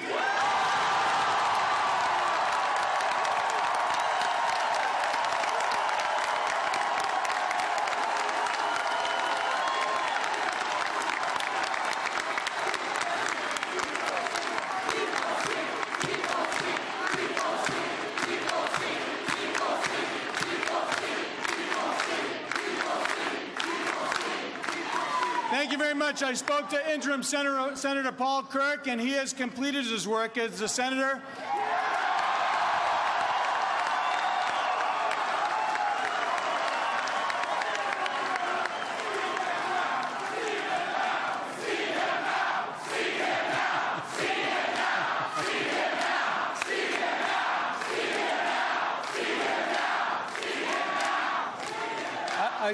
I spoke to Senator Kirk, and he was very gracious. He said that he would help in the transition. He welcomes me as soon as I can get there, and I want to thank him from the bottom of my heart.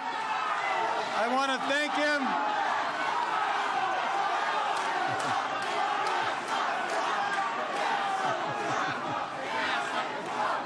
And I want to thank him very much. The people, as you know by their votes, have now filled the office themselves, and I'm ready to go to Washington without delay.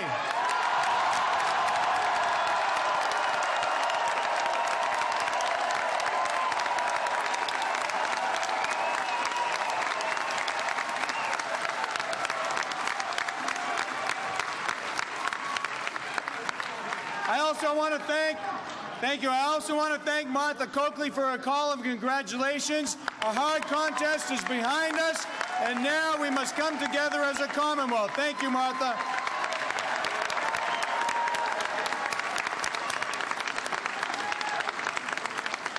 As you know, this special election came about because we lost someone very, very dear to Massachusetts and to America. Senator Ted Kennedy was a tireless worker and a big-hearted public servant, and for most of his lifetime was a force like no other in this state.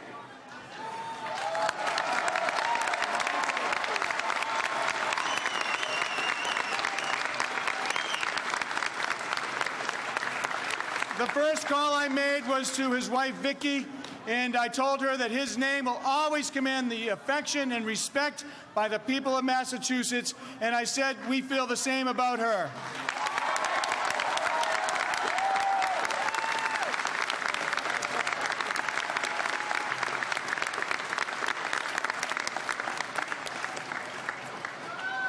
There's no replacing a man like that, but tonight I honor the memory, and I pledge to be the very best and try to be a worthy successor to the late Senator Kennedy.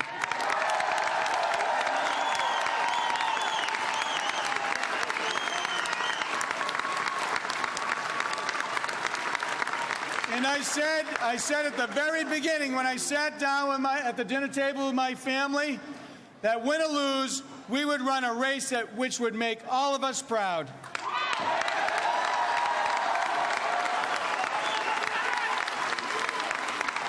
I kept my word. I kept my word, and we ran a clean, issues-oriented, upbeat campaign, and I wouldn't trade that for anything.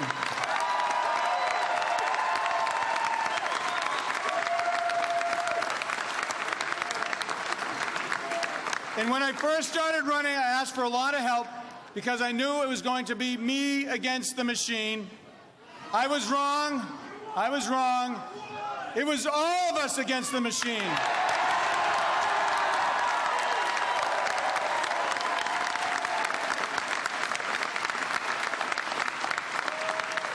And tonight we have shown everybody now that you are the machine.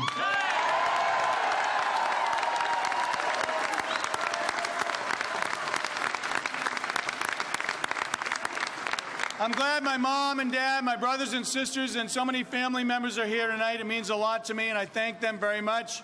And once again, before I go any further, I want to introduce somebody very, very special to me.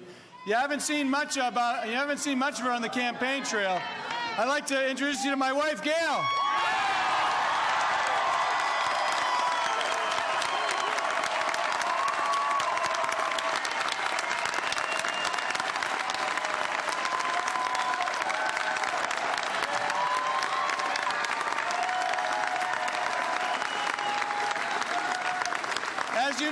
As you know, my wife, Gail, couldn't join me on the campaign trail because of work as a Boston TV journalist, but I will let you in on a little secret. No secrets. No secrets. She didn't stay neutral today. She actually voted for the winner.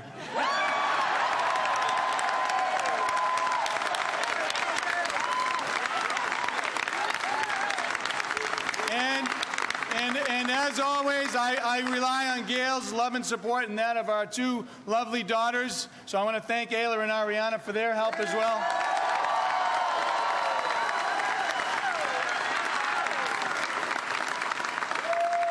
And just in case anybody who's watching throughout the country, yes, they're both available. No.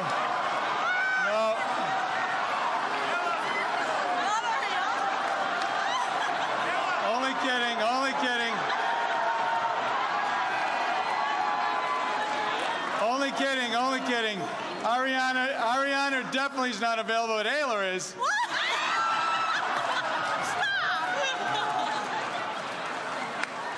This is Ariana, and this is Ayla.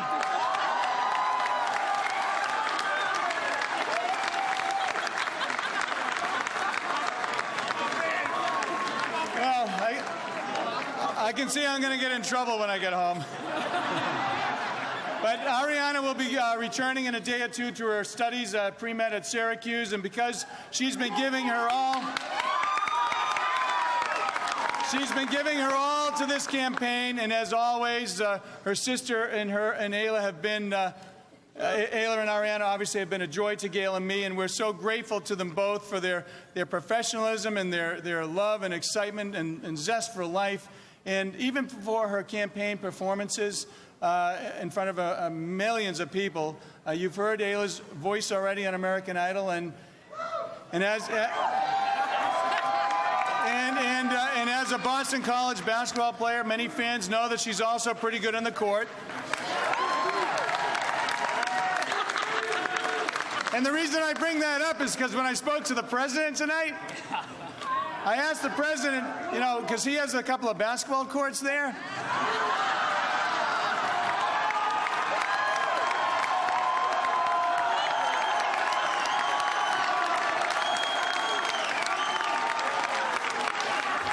When I spoke to the president, the first thing I said, would you like me to drive the truck down to Washington so you can see it?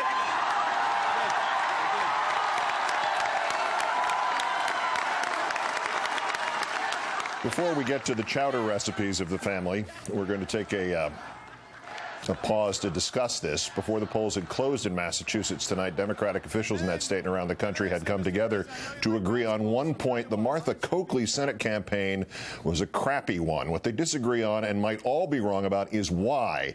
When Tuesday was only 29 minutes old, Politico.com posted a story quoting unnamed Hill sources that claimed Rahm Emanuel, White House Chief of Staff, was blaming Coakley, as well as the Democratic Senatorial Campaign Committee, for having botched the race. An unnamed advisor to Coakley pushed back early this afternoon with an email titled, "National Dems failed to aid Coakley until too late," though several of its factual claims have already been called into question. By late afternoon, Coakley pollster Celinda Lake, reportedly another object of Mr. Emanuel's wrath, became one of the few putting their own names on the recriminations, telling Huffington Post that Republican challenger Brown, now the senator-elect who campaigned as a pickup driving everyman, just happens to be a lawyer, surged because he became the change-oriented candidate. Voters are still voting for the change they voted for in 2008, but they want to see it. And right now they think they've got economic policies from Washington that are delivering more for banks than Main Street. Lake adding, as did at least one unnamed Democrat in D.C., that there's a lot of blame to go around. A Democratic strategist telling Politico the party lost independents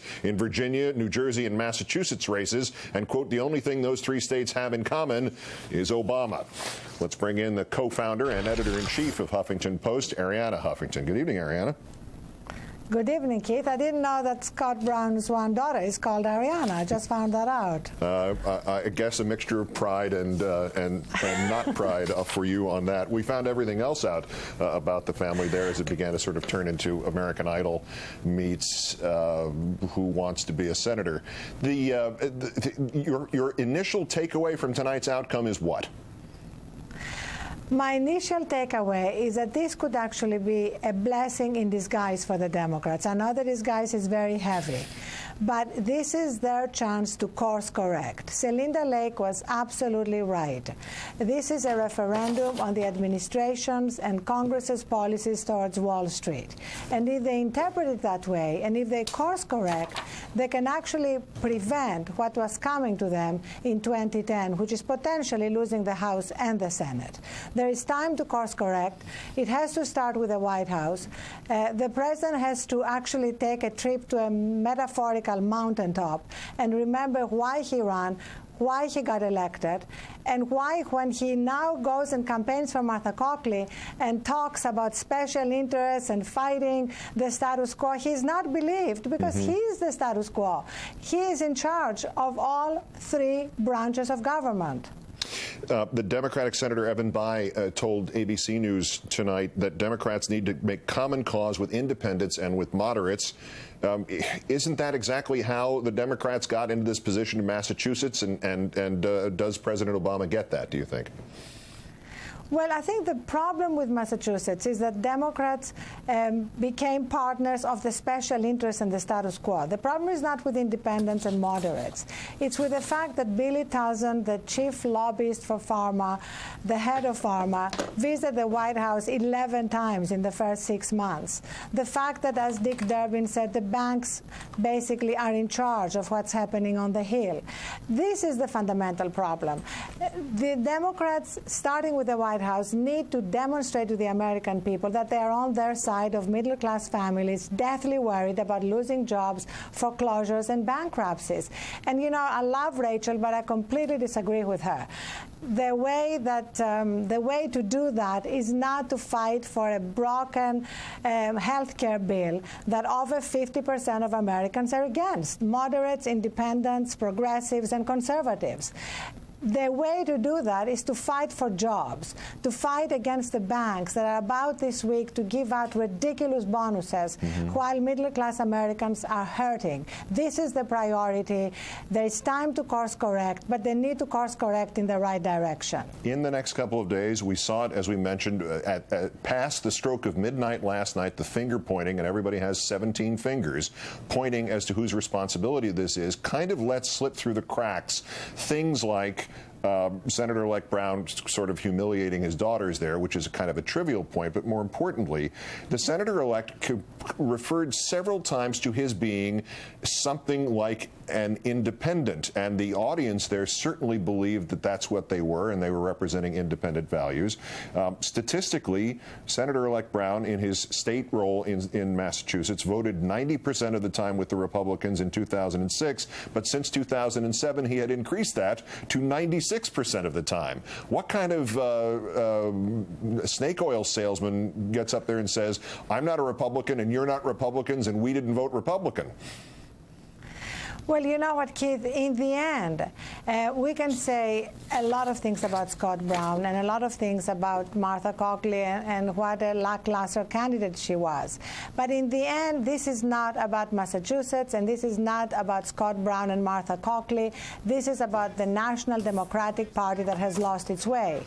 And this is the time to course correct. And that's why I'm actually, in the end, optimistic that this could turn out to be a good night for Democrats if they learn the right lessons, if they listen to Evan Bayh and to Joe Lieberman, who are telling them to go to some kind of mythical middle, which is exactly where the status quo is, while upping the rhetoric but not changing their actions, then unfortunately the lessons of tonight will have been missed. Arianna Huffington, who had the name first before the daughter of Senator-elect Brown did, of the Huffington Post. Great, thanks for your time.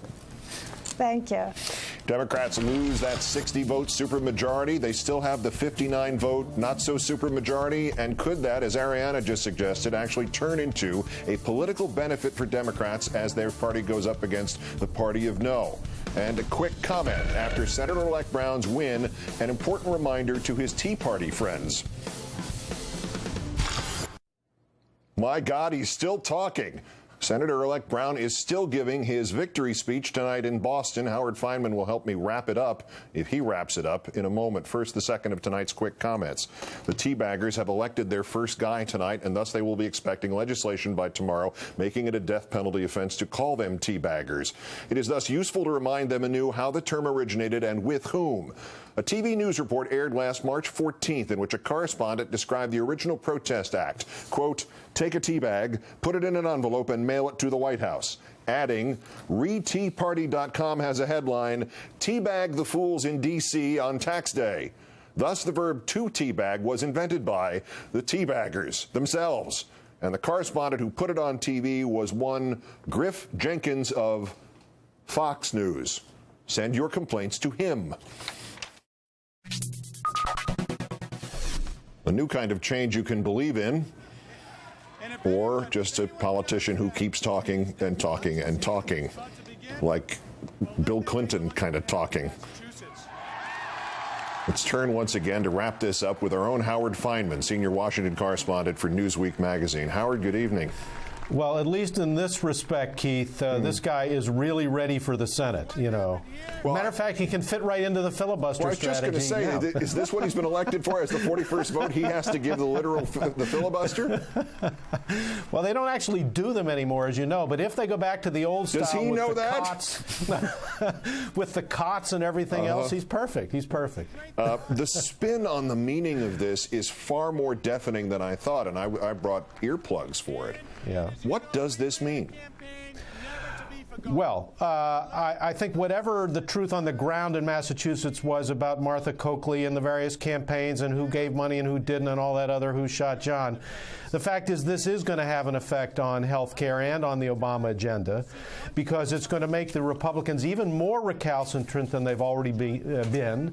Now they believe that the country's on their side, which is not really true, and they're going to make life more complicated, and Obama's going to be operating in a less friendly terrain, both in terms of his own party, which is scared, and in terms of the media, which judges everything based on success or failure, not substance. So the fact you've had New Jersey and Virginia, now Massachusetts, 3 points make a trend. You're going to see a lot of stories about the failure of Obama's mandate a year after his inauguration. You can just see all those stories. So he's got a tougher environment to operate in for sure. If it had been said the night before the 2008 election that as 2010 began, the Democrats would have a 59 to 41 margin in the Senate, wouldn't the damnedest of damned liberals have been doing cartwheels? Yeah, I think the 60 thing just kind of mesmerized them in a way, and they went to that as the answer to everything. You know, you can, in theory, you should be able to govern with majorities of this size in the House and the Senate. You should be able to. You should be able to somehow lure some Republicans, entrap them into supporting you on things, or force them into voting for you on things. You break this humongous health care bill down into pieces, have separate votes on pre-existing condition, on covering the uninsured, all that kind of thing. I dare say there are a lot of Republicans who wouldn't be able to vote against the individual pieces of it. But somehow the politics of trying to do the whole big thing at once became amplified by the 60 votes, which ended up not helping the Democrats or Obama, but actually hurting them. Is there an analogy to be made here between how the Democratic Party in Washington viewed what they had and the cliched story of everybody who's ever won $63 million in a lottery and spent it all in an hour and a half, or turned into these, you know, extraordinary misers who could not spend any of it at any point? Is there something to that? Is that what we saw in the last year? I actually think it's more the latter, in the sense that Obama took all of his winnings and turned them over to Max Baucus. I mean, to shorthand it a little bit. You know, turned it over to the Senate Finance Committee, where they took months coming up with a two-headed horse that is what the health care bill is, neither satisfying to the progressives on the left of the party, the Arianna Huffingtons of the world, or the conservative Democrats in the party. So paradoxically, they get these big votes, they force a 60-vote majority, but it's on something that nobody really is for. Now, there could be some, maybe it's underconfidence. I think it's just another strain of overconfidence that was seen in the last year. But is what we're seeing in the other part of the screen here, does this have the potential to be Republican overconfidence or Tea Party overconfidence? Or do those folks actually know where they stand, as opposed to the way they tell everybody they think they stand? Well, this is important. There's no question about it. And having gone to the Tea Party events and know my history of the Republican Party, this is the motive force in the Republican Party. There are problems politically with health care. There are problems politically with Obama seeming to overreach and yet not delivering at the same time. But if anybody can overplay their hand, it'll be the Republicans, because they may not realize that people just don't want somebody shouting no. That what the American people are upset with about the way Washington is still working or not working is that there's no cooperation, there's no results, there's no sense of goodwill and community. And I think ultimately that's what the fair-minded independent voters, which tonight went with Scott Brown, want out of the Republicans too. So there's every reason to think that they might overplay their hand, but this is a big night for them tonight, because this is now the center of gravity of the Republican Party. Howard Feynman of Newsweek and MSNBC, thank you for your insight at 8 o'clock, and thank you for your insight here. Okay, thank you, Have a good Keith. night. You too. And that is countdown for this, the 2,455th day since the previous president declared mission accomplished in Iraq. In New York, I'm Keith Olbermann. Good night and good luck. And now to continue our coverage of the Massachusetts special election, once again to Boston. And here is Rachel Maddow. Good evening again, Rachel. Good evening again, Keith. Thank you very much for that. Thank you for holding down the fort for us all in New York. Really appreciate it. Of course. And thank you at home for staying with us for the next hour. Some of the more remarkable things reported this evening as Republican Scott Brown defeats Democrat Martha Coakley in a special election for the United States Senate seat held until August by the late Edward Kennedy. One, the Republican supporters of Scott Brown shouting President Obama's campaign slogan of "Yes, we can." Two, they followed it by shouting John Kerry's next. Three, the campaign of the Democratic candidate and national Democratic officials sniping at each other in a vicious, overt blame game well before polls even closed.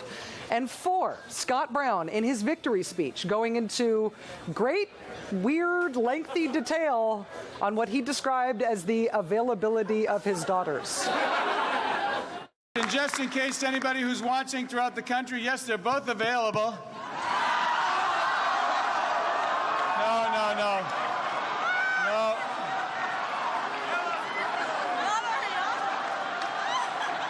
Only kidding. I can see I'm going to get in trouble when I get home. The first thing I said, would you like me to drive the truck down to Washington so you can see it? And then I said, Mr. President, I know you like basketball, so tell you what, why don't you pick your best player, and I'll take Ayler, and we'll take you on 2-on-2. Fortunately, he had a good sense of humor. The ultimate result tonight, not a landslide, but not close. With 99% of precincts reporting Republican Scott Brown with 52% of the votes to 47% for Martha Coakley. This in a state where Barack Obama beat John McCain by 26 points. Democrats in the state and nationwide both acting in this contest as if the real race was in the primary and the general was going to be a gimme. It most certainly was not. Joining us now from Republican State Senator Scott Brown's headquarters is MSNBC's chief Washington correspondent, Norah O'Donnell. Norah, set the scene for us there. That he was a Republican, and you have to acknowledge that this was a very compressed election schedule because Scott Brown in many ways came out of nowhere, and the Coakley campaign did not do a good job of defining the issues early on. Scott Brown, the senator-elect, said tonight, the independent majority has delivered a great victory. He also said, this is the people's seat, and that's what caused this crowd to erupt. He also said, we can do better. And I think that's a message, a winning message, whether you're a Democrat or a Republican. We can do better that may resonate. And I say that based on what Chuck reported tonight, the NBC News Wall Street Journal poll. There is a sense of dissatisfaction in this country with people in Washington, and Scott Brown managed to ride that wave. Another interesting thing, you pointed out some of the odd things, talking about the availability of his two attractive daughters and also being willing to take his truck down to show it to the president and play basketball against him. But there was one part of the speech that I don't know if you heard. He said, our tax dollars should not be spent on weapons to stop them and not lawyers. Let me start that over. Talking about terrorists, he said, our tax dollars should be spent on weapons to stop them, not on lawyers to defend them. Scott Brown defends waterboarding. He did during this campaign. I don't know how many voters or people know that, but that was part of the issues and one of the issues in this campaign that really didn't get played out that much. And one of the reasons is because during a critical 3-week period between December 19th and January 5th, Martha Coakley was not on the air. As one Democratic official said, she literally went on vacation. So there were a number of issues that probably did not get a lot of play. Rachel? MSNBC's chief Washington correspondent, Norah O'Donnell. Thanks very much for your reporting tonight. Really appreciate having you there for us.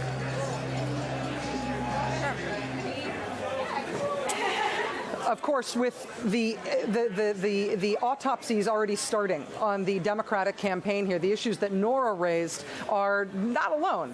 The question not only of what the momentum was on the side of the Martha Coakley campaign, whether or not the candidate herself was fully engaged in trying to win this general election campaign, but also the issue of whether or not the campaign even tried to define their Republican opponent. Scott Brown, as everybody has said tonight, did a masterful job of defining himself. Everything looks masterful when you win. But the question is whether or not there were great opportunities that were lost by the Democrats in not having early on taken Scott Brown seriously as a challenger and taken up the things in his record and the things in his policy positions that might even today still shock Massachusetts voters if they fully grokked what he was really about.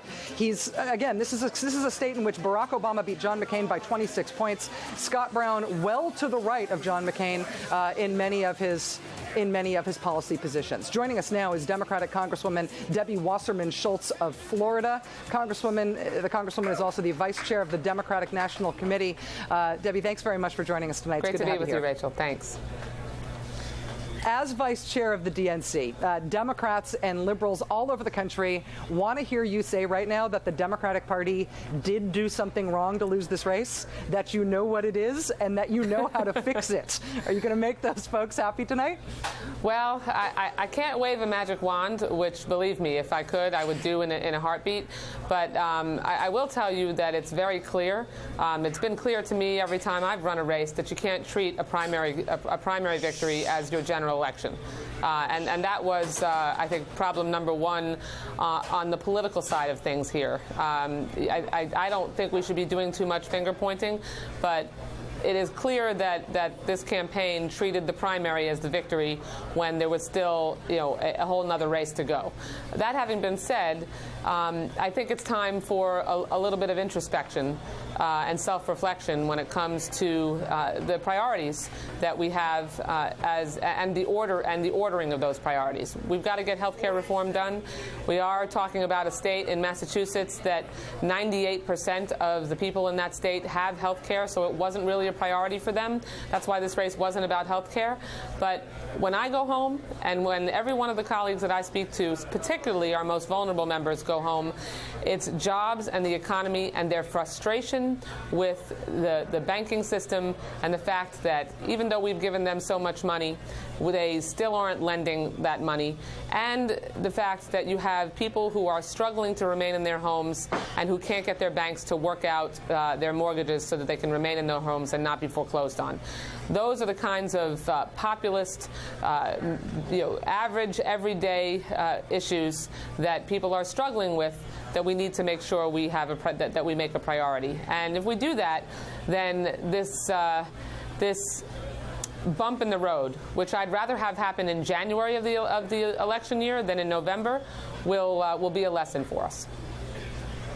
I think as Democrats are trying to figure out if this is in fact a bump in the road or they've just started driving down a very long, very bumpy road, the issue of lessons learned here, I think, is paramount. When you describe the campaign as having treated the primary as if that was the most important part of this race, that the general was maybe going to be a layup, that it didn't need to be worked for, is the Democratic Senate Campaign Committee also part of that problem? Were there national resources not directed to Massachusetts that should have been, that could have been?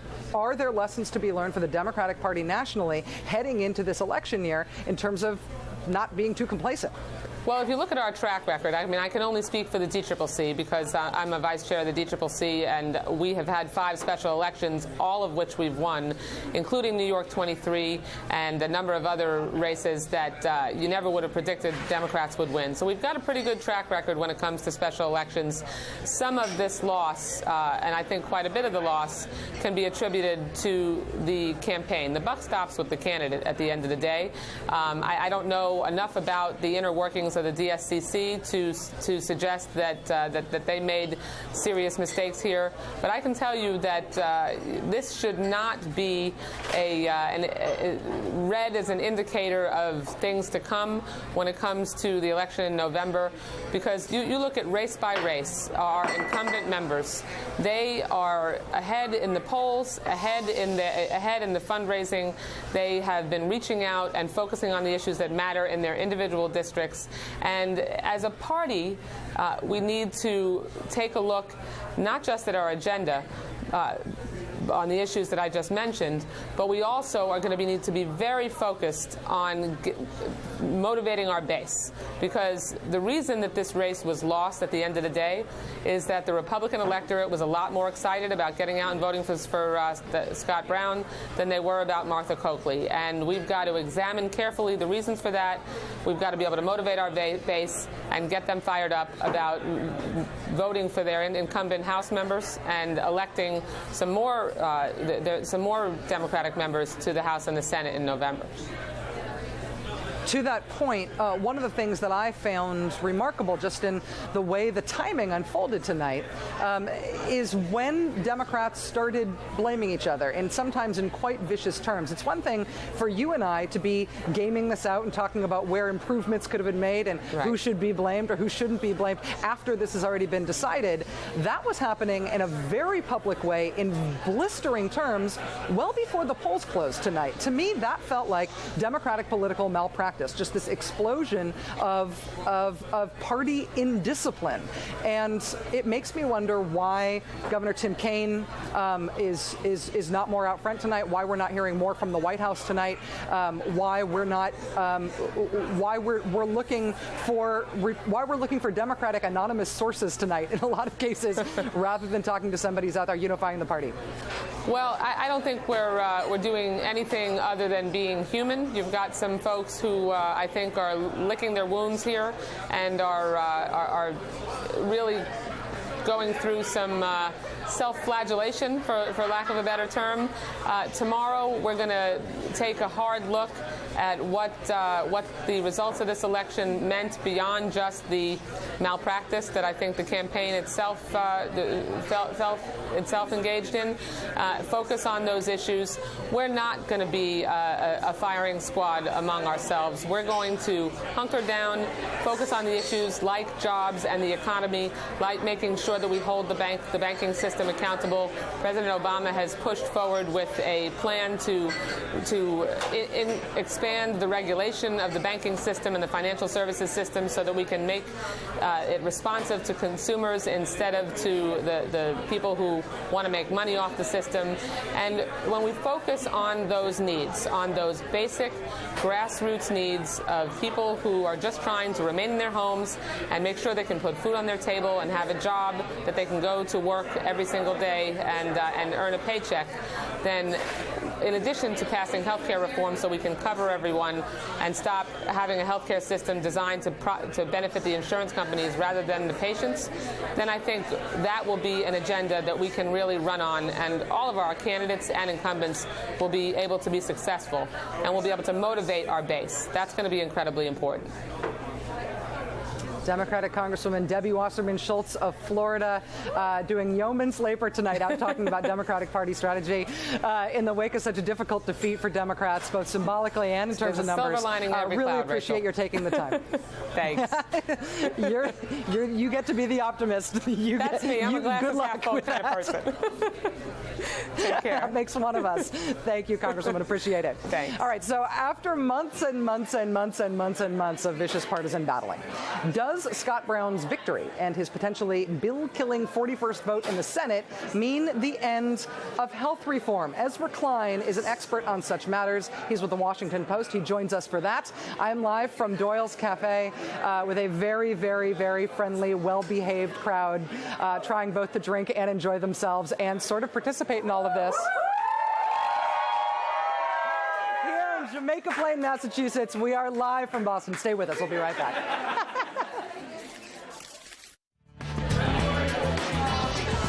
We're live in Jamaica Plain, Massachusetts, covering the United States Senate special election here. A Democratic aide said this to NBC News of tonight's shocking result in the Massachusetts special election. Paraphrasing here, if this had been written into an episode of The West Wing, nobody would have believed it. An unheard of Republican taking the seat of a beloved deceased party patriarch in a monumental upset, and that ends up killing his signature issue, the one that was to be his legacy? Too absurd. Comment tonight from a Democratic aide speaking to NBC News. It may be absurd. The question of whether it will kill health reform, though, this result tonight, will it kill health reform? As far as I'm concerned, it remains to be seen. It only kills health reform if Democratic hopes for health reform completely depended on having 60 votes. I'm not sure that's true. Ezra Klein knows a lot more about these issues than I do. He's with the Washington Post. He joins us next to get down to the nitty-gritty. We'll be right back. Now that the Massachusetts special election is over, what do tonight's results mean for health reform? Well, according to Virginia Democratic Senator Jim Webb, he thinks it means a timeout. Responding to Senator-elect Scott Brown's victory, Senator Webb released the following statement, quote, I believe it would only be fair and prudent that we suspend further votes on health care legislation until Senator-elect Brown is seated. And more news. Democratic Congressman Barney Frank of Massachusetts releasing this lengthy statement, and I'm going to read it at length because I think this is news here. This is Barney Frank's reaction to tonight's results. Quote, I have two reactions to the election in Massachusetts. One, I am disappointed. Two, I feel strongly that the Democratic majority in Congress must respect the process and make no effort to bypass the electoral results. If Martha Coakley had won, I believe we could have worked out a reasonable compromise between the House and Senate health care bills. But since Scott Brown has won and the Republicans now have 41 votes in the Senate, that approach is no longer appropriate. I am hopeful that some Republican senators will be willing to discuss a revised version of health care reform, because I do not think that the country would be well served by the healthcare status quo, but our respect for democratic procedures must rule out any effort to pass a healthcare bill as if the Massachusetts election hadn't happened. Going forward, I hope there will be a serious effort to change the Senate rule, which means that 59 votes are not enough to pass major legislation, but those are the rules by which the healthcare bill was considered, and it would be wrong to change them in the middle of this process. Again, that statement tonight from Barney Frank, Democratic Congressman Barney Frank of Massachusetts. Joining Joining us now is the Washington Post's Ezra Klein. Ezra, thanks very much for joining us on the show tonight. Really appreciate it. How are you, Rachel? How do you feel to hear Barney Frank say that he hopes that Republican senators will now be willing to discuss a revised version of health reform? I'm surprised to hear Frank saying that, particularly as Pelosi and Hoyer earlier today and over the weekend are both sort of saying there will be health care reform one way or the other. Look, that sounds like very bad news to me for the Democrats, but I think one thing that should be made clear here on Frank's statement, he's sort of implying here the only way to pass health care reform is to go back to the Senate. That simply is not true. Health care reform is passed the Senate. The House could pass the bill, and the president could sign it without it ever going back to the Senate. That would not be some sort of violation of the rules, just one way you pass a bill. Now, that said, lots and lots and lots of House members, including Congressman Anthony Weiner speaking today, said that they wouldn't vote for the Senate bill and that they're not sure that it could pass the House. You'll recall that it was passed by a pretty narrow margin in the House in the first place. I think you'd be peeling off both anti-abortion conservative Democrats and liberal Democrats unhappy with a lot of the measures in the Senate bill if you tried to do that. If the liberals are bolting, then it would be nearly impossible. I mean, what people will say is that what you could do is most of these compromises, particularly on the things that liberals care about, the subsidies and the excise tax, could go right through the reconciliation process, which is certainly the way the White House favors going. But again, it depends on their willingness to do it. One of the lines you're hearing today is what Democrats really have to fear here is fear itself. If they decide that the result of this election is that they cannot pass health care reform, that they need to stop trying, then that's the end of health care reform. But there is nothing intrinsic to Brown taking his seat in the Senate that means this process is over. This is in the hands of the Democratic majority, and it'll be fascinating to see, what they decide. I think it's very hard to understand why they would prefer to go into 2010 having wasted a year of the country's time and with nothing to show for it, but they may make that decision yet. It seems to me, and I articulated this with some enthusiasm earlier in the evening, talking with Chris Matthews and Keith Olbermann, that there is an exclamation point for Democrats on tonight's result, and that is that health care must pass, that health care must be passed, that they have no option on health care, that if this election has taught them anything, it's taught them that they've got to actually accomplish something in Washington and let the Republicans take over, because the Republicans would love to and are poised to do so.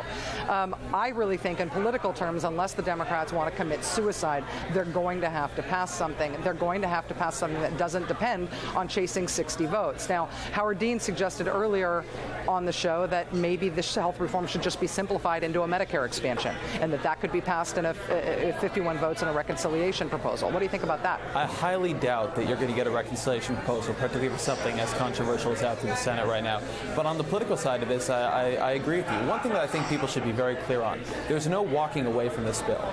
Democrats own it. Both chambers of Congress, House and Senate, have voted for it, have passed it. If this goes down, if it fails, all Democrats have in 2010 is a failure. If it wins, if they still manage to pass it, they do get a day of headlines saying, that all have historic there in the headline, and they do get to go into 2010 with something that they can sell as a true accomplishment. I can't understand how anyone on the Democratic side of the aisle would see the politics differently than that. But one thing that you do get a sense of talking from them, and I'm not very sympathetic to it, but it's there, is just exhaustion. This is giving a lot of people an excuse to give up, and frankly, they're tired of trying. They're tired of angry town halls. They're tired of angry constituents. They're tired of fighting with Republicans and going on Sunday shows and compromising away things they cared about. And they just don't want to do it anymore. Do I think that's more important than saving the lives and the homes of the uninsured? Not really, but Congress is a strange place sometimes. Congress is a strange place. If that's the case, if that's what's holding them back, Congress is a very strange place for people running as leaders if they're too tired to press forward with what they said they would lead on. Washington Post's Ezra Klein doing some of the most concrete, helpful, expository work in terms of the process on health reform. Really appreciate your work, Ezra, and you for joining us tonight. Thanks. Thank you. Coming up next, so how is the Obama administration responding to this loss? For that, we'll talk with NBC's political director and chief White House correspondent, Chuck Todd. Right now, we are live at Doyle's Cafe in Jamaica Plain. Stay with us. If you're willing to get out the vote for Martha Copeland, then you won't just win this election, you will carry on the best progressive, forward-looking values of this proud Commonwealth and send a leader to Washington who is going to work tirelessly every single day to turn this economy around, to move this country forward, and to keep the American dream alive in our time and for all time. That's what Martha Coakley's about, and we need you. We need you on Tuesday. Thank you very much, Boston. President Obama stumping just this weekend for the Democratic candidate in Massachusetts' special election for the United States Senate seat previously held by Ted Kennedy. He was here on Sunday night stumping for Martha Coakley. Martha Coakley, of course, was beaten by 5 points tonight by the Republican in the race, Scott Brown. Joining us now for more on what tonight's results mean for the White House and what the White House is saying about tonight's results is NBC News political director and NBC News chief White House correspondent and co-host of the Daily Rundown on MSNBC, Chuck Todd. Chuck, thanks very much for joining us. Appreciate it. You got it, Rachel. So the official response from the White House tonight, of course, a congratulatory call from the president to Republican Scott Brown. What's the unofficial response? Well, the unofficial response is going to be tomorrow. You're going to hear, first of all, you're going to hear from the president at some point. He's doing an interview with another network where they want to try to at least, what one aide said to me, lance the boil. Deal with this a little bit of a firestorm that's coming from Democrats. You've pointed to it. The circular firing squad began before polls even closed, which seemed a little unseemly. But there's certainly a lot of angst and anger inside the White House at Martha Coakley because they do believe this. A good campaign should have been able to eke out a victory in a mediocre to bad environment. And that is true when it comes to Massachusetts. The fact is, you had a combination of a bad campaign and a bad environment, making it an unwinnable situation now in hindsight. So the problem that the White House is going to be dealing with is that how scared are congressional Democrats going to be? You've put up some statements. They're fascinating statements from the Jim Webbs of the world, coming from a swing state like Virginia, Barney Franks of the world, an institutionalist, but coming from a very safe Democratic seat, all seem to be indicating that, they want to play it safe a little bit, that there's a little bit of nervousness in congressional Democrats. The blind quotes tomorrow in the media is going to be fascinating to watch coming from Democrats. I can tell you this, the White House believes that they have to push and they have to do what you and Ezra were talking about, which is pass some form of health care. The worst reaction to tonight in their minds would be not doing anything because they believe failure would make it even worse in November. On that issue of what to do with health care, it seems like there will be some competing instincts among Democrats, and they're familiar ones. Democrats do this on a lot of things. There's the instinct to just push the clutch all the way in and let this thing just roll to a halt and hope nobody noticed that it was driving any direction before you did that. The other instinct, of course, articulated on our air tonight by Howard Dean, said this is the time to hit the gas if you don't want to be thought of as failures in Washington. Who represents who are the biggest, most important, influential Democrats representing those two instincts in the party right now? Well, I'd say this. I think watching Evan Bayh's reaction in Indiana is going to be fascinating, and it's going to be a little nerve-wracking to the White House. Why? Evan Bayh is a moderate Democrat, conservative Democrat, who has been there for the White House on all of these votes, but he's up in 2010. He didn't have a real opponent. I think after tonight he will.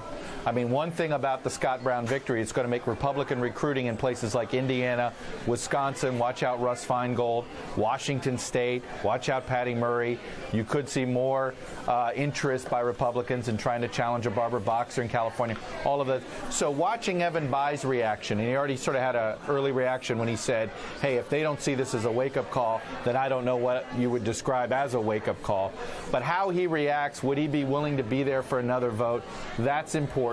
And then you look at sort of where I think where the progressive wing of the party is. And so right now you have a very defiant, for instance, Anthony Weiner, the New York City congressman, the Brooklyn congressman, who seems to think, and some others, even Stephen Lynch from Massachusetts, saying, hey, I'm not going to pass that Senate bill in the House. I'd rather have nothing. I think that's the initial 24-hour anger. The White House is hoping that will subside and that the House Democrats will sort of say, you know what, let's go the easiest political path, pass this Senate bill exactly as is, get the president to sign it, and then when people have problems with it, we can fix it as we go. In terms of that wing of the party, though, which you're suggesting we should be watching Evan Bayh for clues on, but represented tonight, sort of remarkably, by Jim Webb and Barney Frank, which is an odd couple in politics if ever there was one, even if they are in the same party. This idea to sort of not push, to not try to push something through, particularly on health care, to not try to do something that's going to try to proceed in different rules than they were proceeding before this election. What's their overt agenda, though? If you're Jim Webb, or let's say you're Evan Bayh, and you're thinking that this isn't the time to push forward with health care, maybe this is the time to let it go, how do you come up with a cogent plan for Democrats to hold on to their majorities and not get creamed in November if your agenda is to not have legislative goals? Well, look, when you're Jim Webb, you view yourself as a populist. So he's watching what's happening tonight and sitting there going, hey, how did the Democratic Party, which did so well sort of channeling their inner populace in 06 and 08, lose it all of a sudden in 10? And frankly, I've heard this same sort of lament out of White House staffers, right? You know, they'll sit here and individually talk about going, yeah, you know what, the president's really got to get out there and connect with this sort of populist independent, angry independent out there who they sort of believe that they connect with, or they did connect with. They've lost touch with them. And so this populist wing of the Democratic Party, which is progressive on some issues, but also believes you've got to understand and feel and let these angry voters know you get it. You hear them. I think that's where Frank and Webb are coming from. Barney Frank has also sort of got a populist streak in him. A lot of those successful Massachusetts politicians, something Martha Coakley is learning, has a little bit of that populist streak in him. And I think that that's what they're hoping the White House takes away from this tonight. Because, look, these independents, they were change agents. They were angry in 06 and voted Democrats, angry in 08, or I should say voted to fire Republicans, and they're still angry. They don't see Washington changing enough in some ways. And I think that's what the message Webb and Frank are trying to send is, hey, Mr. President, make sure you publicly listen to this angry independent that's out there. NBC News political director, chief White House correspondent, and the host of MSNBC's Daily Rundown every morning at 9 Eastern. Chuck Todd, also known as the busiest man in the business. Chuck and Savannah Guthrie have both White House Press Secretary Robert Gibbs and senior White House advisor David Axelrod appearing together on tomorrow morning's show. I understand along with Senate Minority Leader Senator Mitch McConnell, 9 a.m. Eastern tomorrow on MSNBC. Chuck, I know you won't sleep between now and then, so have a good night. You got it. I will. Thanks. Had Martha Coakley won tonight, she would have been the first woman senator elected from Massachusetts ever. Her best hope for winning, we heard from her campaign, was winning female independence. I'm betting that electoral forensics will show that that did not happen. Salon's Joan Walsh and I will talk about what tonight's Coakley loss means for and about women voters. That's next. I'm live from Jamaica Plain. Please stay with us.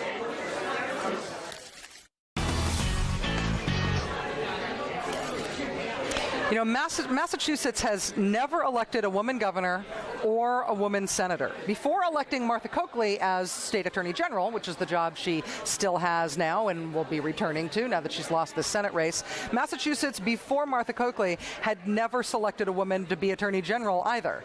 Massachusetts has a reputation of being a bastion of liberalism. As a person who's lived in Massachusetts for 12 years, I can tell you the state's not all that liberal. It's also a state that's elected four of its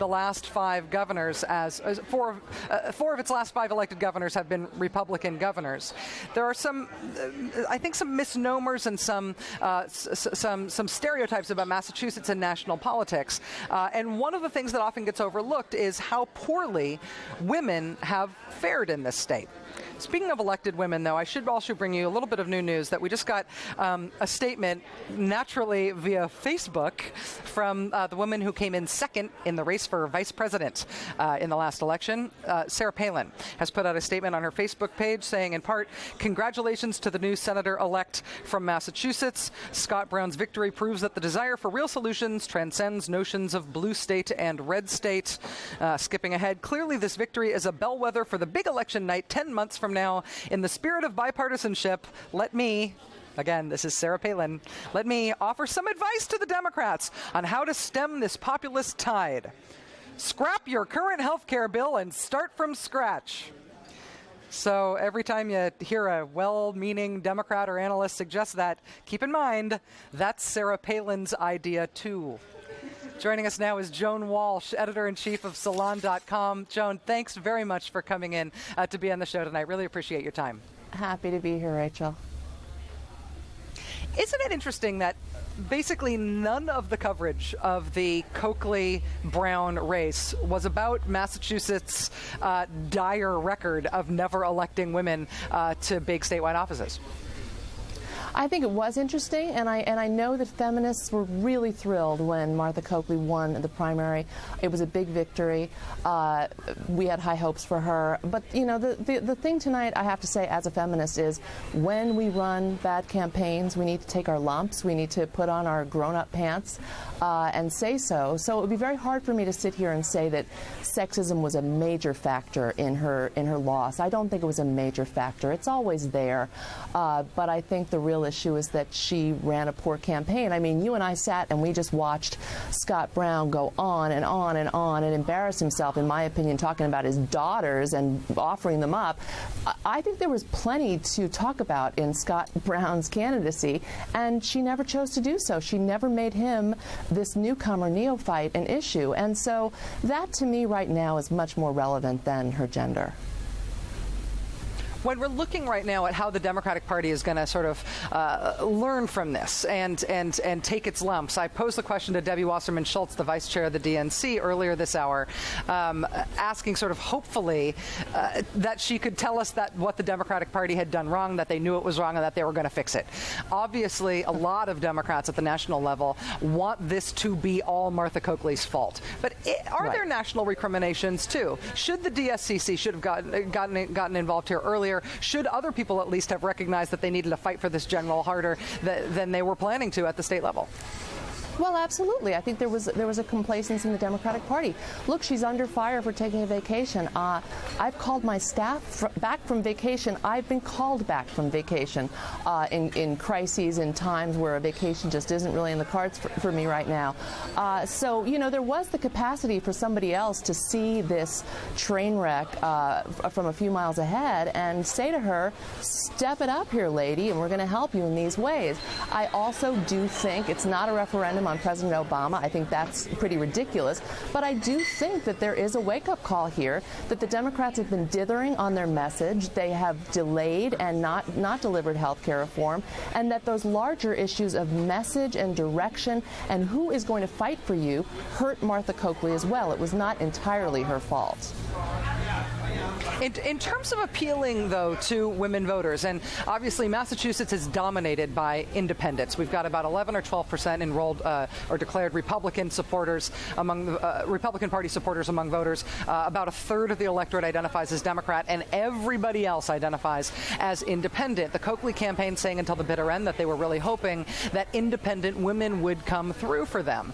And I wonder if there is, it seems to me, sort of a real disconnect between efforts to target women and a real desire to downplay the politics of abortion in Democratic politics. Big differences between these two candidates on abortion rights. Big issues about abortion rights being protected within the health care reform packages being debated in Congress right now. Those issues, which could conceivably appeal to quite a lot of independent women, really left out of the discussion as Democrats have been afraid to campaign on that issue, I think, for some time.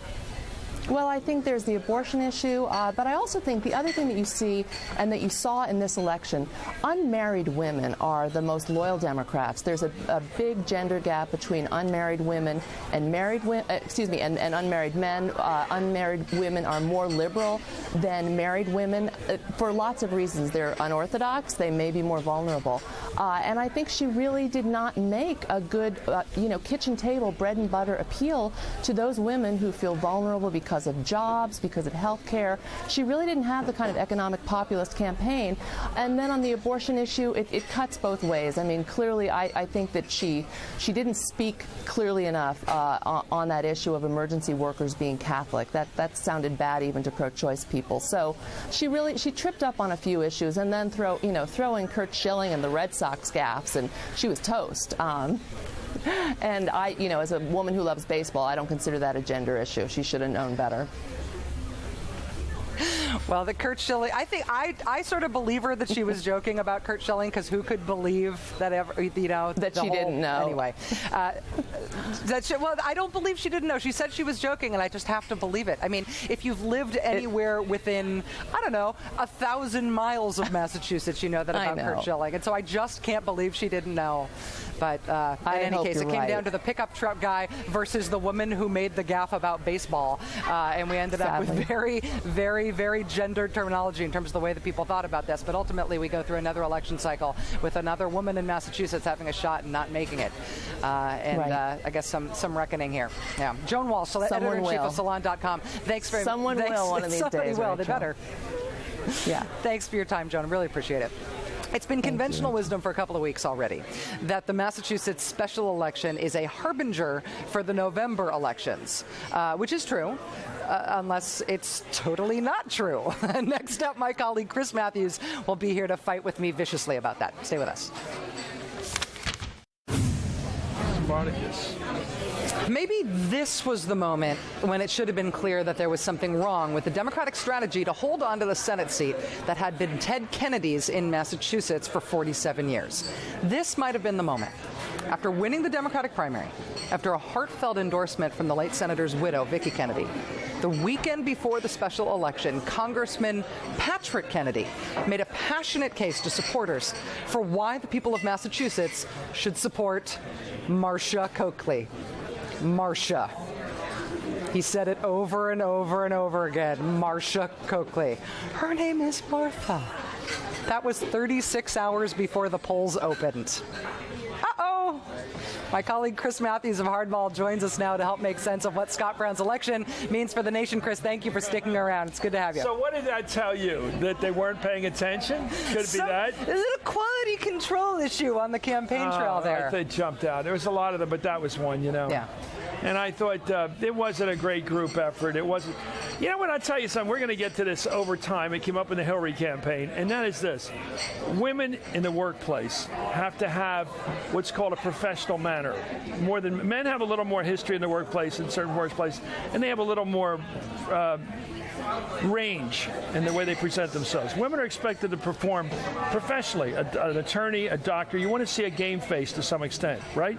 And now when they get into politics, you're expected to do a lot of grabbing and holding and baby kissing, and a lot of it sort of intimate exchanges with total strangers, and an availability for intimate exchanges, like come up to me, grab me, you know what I mean? And if you show any kind of guardedness or what you call in the workplace professionalism, you're cold. Yeah. So what we're finding out now is it's harder. Now this guy tonight, I found him charming. I have no depth control or measure of the guy. He could be I don't know how deep he is or how good he is or bad he is, but I found he had a certain style with his family and the way he presented himself tonight, which was easy to take. Let's put it that way. I think Martha Coakley is a professional prosecutor who has to go into court in life and death cases, guilt and evil cases, tough civil cases, big enemies, hugely powerful enemies. You better damn well not look loosey-goosey, too cash. Yeah. You know what I mean? Well, so she's not. No, I think it's very hard. In the old days, you would be able to run a male candidate like a Tom Dewey. Tough prosecutors become governors. You know, there was a history. Yeah. Tough Cosset, hard-charging prosecutors. Spitzer, before he had his problem. Spitzer, great. That's what we want. A woman comes on hard-charging, coldly professional. Well, where's the niceness? Well, she comes. So I think we're having a hard time with that. As don't mess with me, but in appropriate terms. I mean, she prosecuted that incredibly high-profile nanny case in the late 90s as a county prosecutor. On the strength of that, became the Middlesex County District Attorney, first woman I believe ever elected to that job. Essentially walked into the Attorney General's seat. A woman had never held that seat before either. On the strength of her reputation as a prosecutor, and she was just a get-it-done, and still is, a get-it-done prosecutor, and a public service lifer. Absolutely. Okay, that game face, can you take that game face into the political arena where you're expected to do the diners, to do the rooms like this, to work booth by booth, to have real emotional exchanges with total strangers? It's something that she couldn't work out, and it didn't happen. Well, now, this guy, on the other hand, he's an attorney, I guess, a small-time attorney. He adapts the apparatus of a regular guy, a truck. Yeah. Now, I've seen this. The axe handler was, what's his name from Florida, from Georgia? All those. Everybody's got in Africa. Everybody's got a kerchief or a fly swatter. Everybody's got a shtick. His shtick's the truck. George Allen shtick, right? With it's the truck, truck, right? Yeah. Everybody's got a shtick. You know.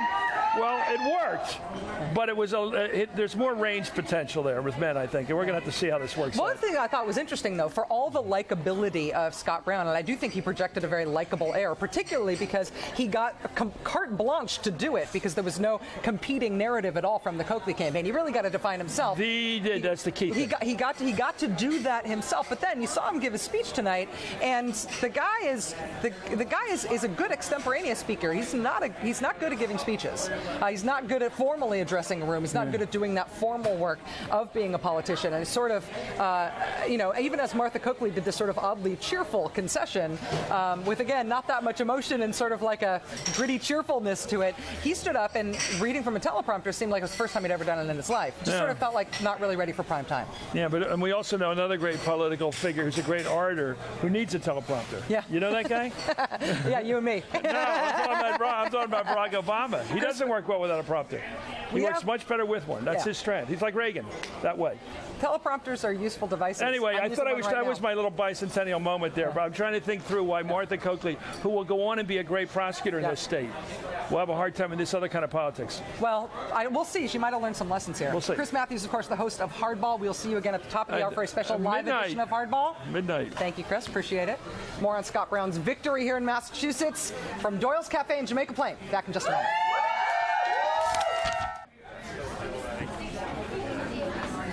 With tonight's loss of the Senate seat for the Democratic Party, a seat that had been held by the late Ted Kennedy for 47 years from 1962 until this past August when he died of brain cancer, the Democrats in the United States Senate now go from holding one of the largest Senate majorities since the 1970s to holding one of the largest Senate majorities since the 1970s. They will be at 59. They will see what they can do with 59 in terms of their pursuit of health reform and their other legislative priorities.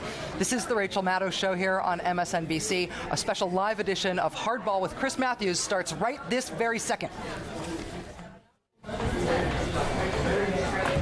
It's what you do with what you got. The Democrats now got 59 Senate seats. Let's play Hardball.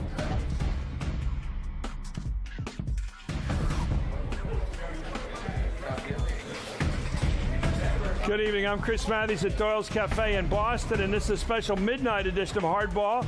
Leading up tonight, Massachusetts has a new senator tonight. Republican Scott Brown defeated Democrat Martha Coakley and put off the biggest political upset of our time. He'll take the seat long held by the late Ted Kennedy and promises to be an obstacle to the Democrats getting the 60 votes they need to pass national health care. This was a rare election where voters knew exactly what they were voting on, and they went with Scott Brown to kill health care reform. Tonight, in this special late-night edition of Hardball, we'll look at the big new realities. Who's in trouble? Which Democrats face the same fate as the Democrats in Massachusetts? And who's going to get blamed for tonight's defeat? The president, the candidate, the Democratic Party, the health care bill. Let's start with Nora O'Donnell, who's at Brown headquarters, and Kelly O'Donnell at Coakley headquarters. First, Nora O'Donnell. And good evening to you, Chris, or maybe I should say good morning. And, about 3 hours after Martha Coakley called Scott Brown to concede this race, Scott Brown is still here. He's still working the room. He's still behind me, shaking hands.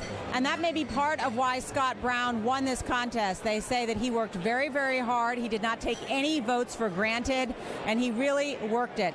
This is also about an independent streak that is raging through this country. We saw it, of course, in Virginia and in New Jersey and now in Massachusetts. That's exactly what erupt. And the idea that it's not Ted Kennedy's seat, but it is the people's seat. I can also report to you that Vicki Kennedy, the widow of the late Senator Ted Kennedy, was called by Scott Brown tonight. He said that he called her and that he hoped that he could do Ted Kennedy proud in this seat. I think it was a very nice touch, given that when Scott Brown praised Ted Kennedy, this crowd got silent. They did not boo and hiss like they did when we saw other Democrats. And so that was sort of a note here during this evening that was very partisan, because this campaign, when we actually had a Republican crowd shouting, "Yes, we can," and John Kerry's next in terms of taking him out. Vicki Kennedy was not here in Massachusetts tonight. I'm told she was at a long-planned function back in D.C. But clearly this has been a very difficult night for her, according to one aide, given that now her husband's late seat has gone Republican. It should be pointed out that the last time this seat was held by a Republican was in 1952, when Henry Cabot Lodge was defeated by JFK. This is a very storied seat, Chris, as you well know. JFK, Ted Kennedy, even John Quincy Adams once held this Senate seat. Now it's held by the Republican Scott Brown, who tonight joked that when he talked to the president, he said to him, "Do you want me to bring my truck down to D.C. and show it to you?" This has changed the national landscape. It may, in fact, imperil President Barack Obama's planned health care reform, because now Scott Brown is the 41st Republican senator. Everybody in this crowd was shouting tonight, 41-41. Chris? Thank you, Nora. Donna, let's listen now to that moment you talked about in Scott Brown's acceptance speech tonight, where he paid tribute to the man he succeeds, Ted Kennedy, the late Senator Kennedy. Let's listen. As you know, this special election came about because we lost someone very, very dear to Massachusetts and to America. Senator Ted Kennedy was a tireless worker and a big-hearted public servant, and for most of his lifetime was a force like no other in this state.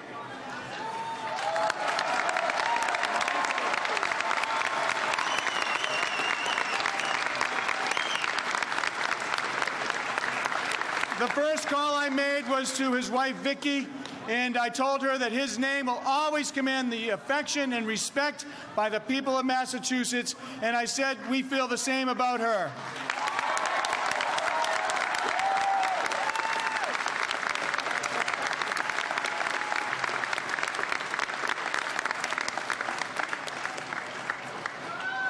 There's no replacing a man like that, but tonight I honor the memory, and I pledge to be the very best and try to be a worthy successor to the late Senator Kennedy.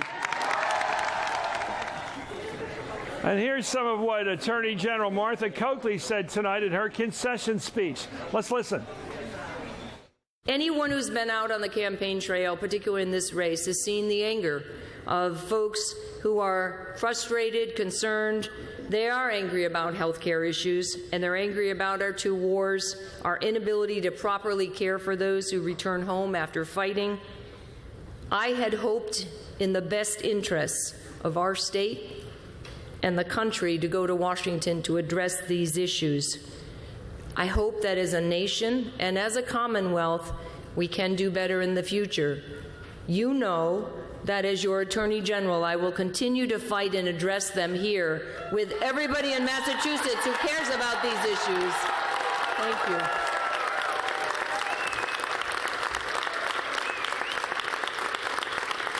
So for me and for you, tonight this campaign comes to an end, but there's plenty of work to do here in Massachusetts and as we continue to organize for America.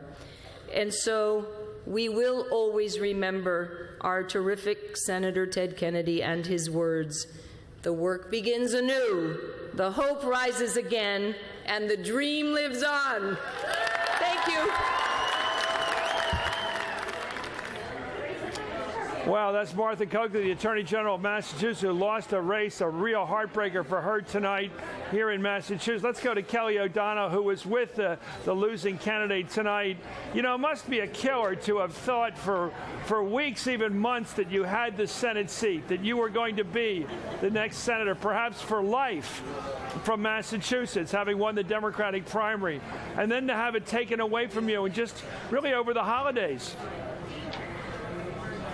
Well, Kristen, she would have been the first woman to be elected by the people of Massachusetts to serve in the U.S. Senate. They've never had a woman governor either. And I was in this same room back in December when she was the victor in the primary over some very formidable Democrats. She won by about 20 points. That was a joyous night for her. Tonight, the crowd was gone in a heartbeat, and political imagery is so powerful in victory and in defeat. So here we are with the guys on the forklifts and the guys putting away the chairs, and the room is empty, and it really tells you kind of the swiftness with which defeat takes hold and people's disappointment takes them right out the door. For Martha Coakley, it was tough. She acknowledged the anger of the public tonight. People said she didn't do enough of that during the campaign. She also, of course, spoke about Vicki Kennedy and the Kennedy family. We saw no members of the family here. As Nora mentioned, Vicki Kennedy was not in town. But we saw no other members of the family. And, Chris, you would remember that Martha Coakley was the very first person to announce her intention to run for this seat within about a week or so of Edward Kennedy's passing. And there were some members of the Kennedy family at that time that thought it was too soon. So there had been sort of a chilly relationship. And then, of course, they embraced her completely once she won the nomination, tried to help her out, especially in the last few days.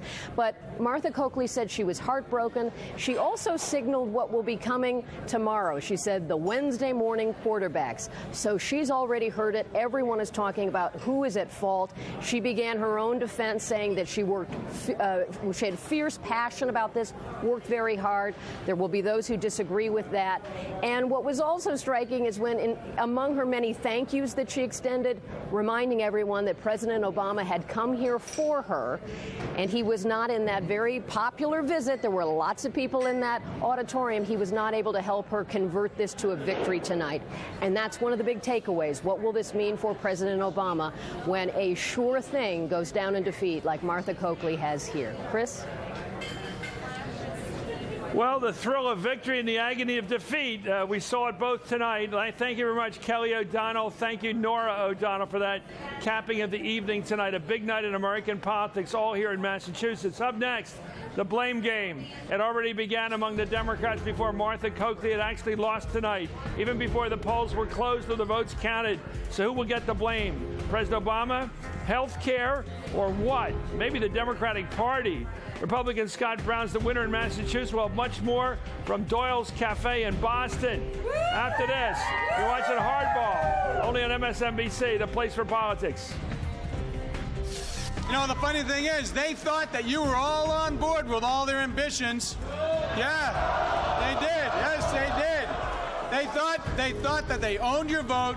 They thought that they couldn't lose. But tonight, you and you and you and you and you all set them straight. Thank you.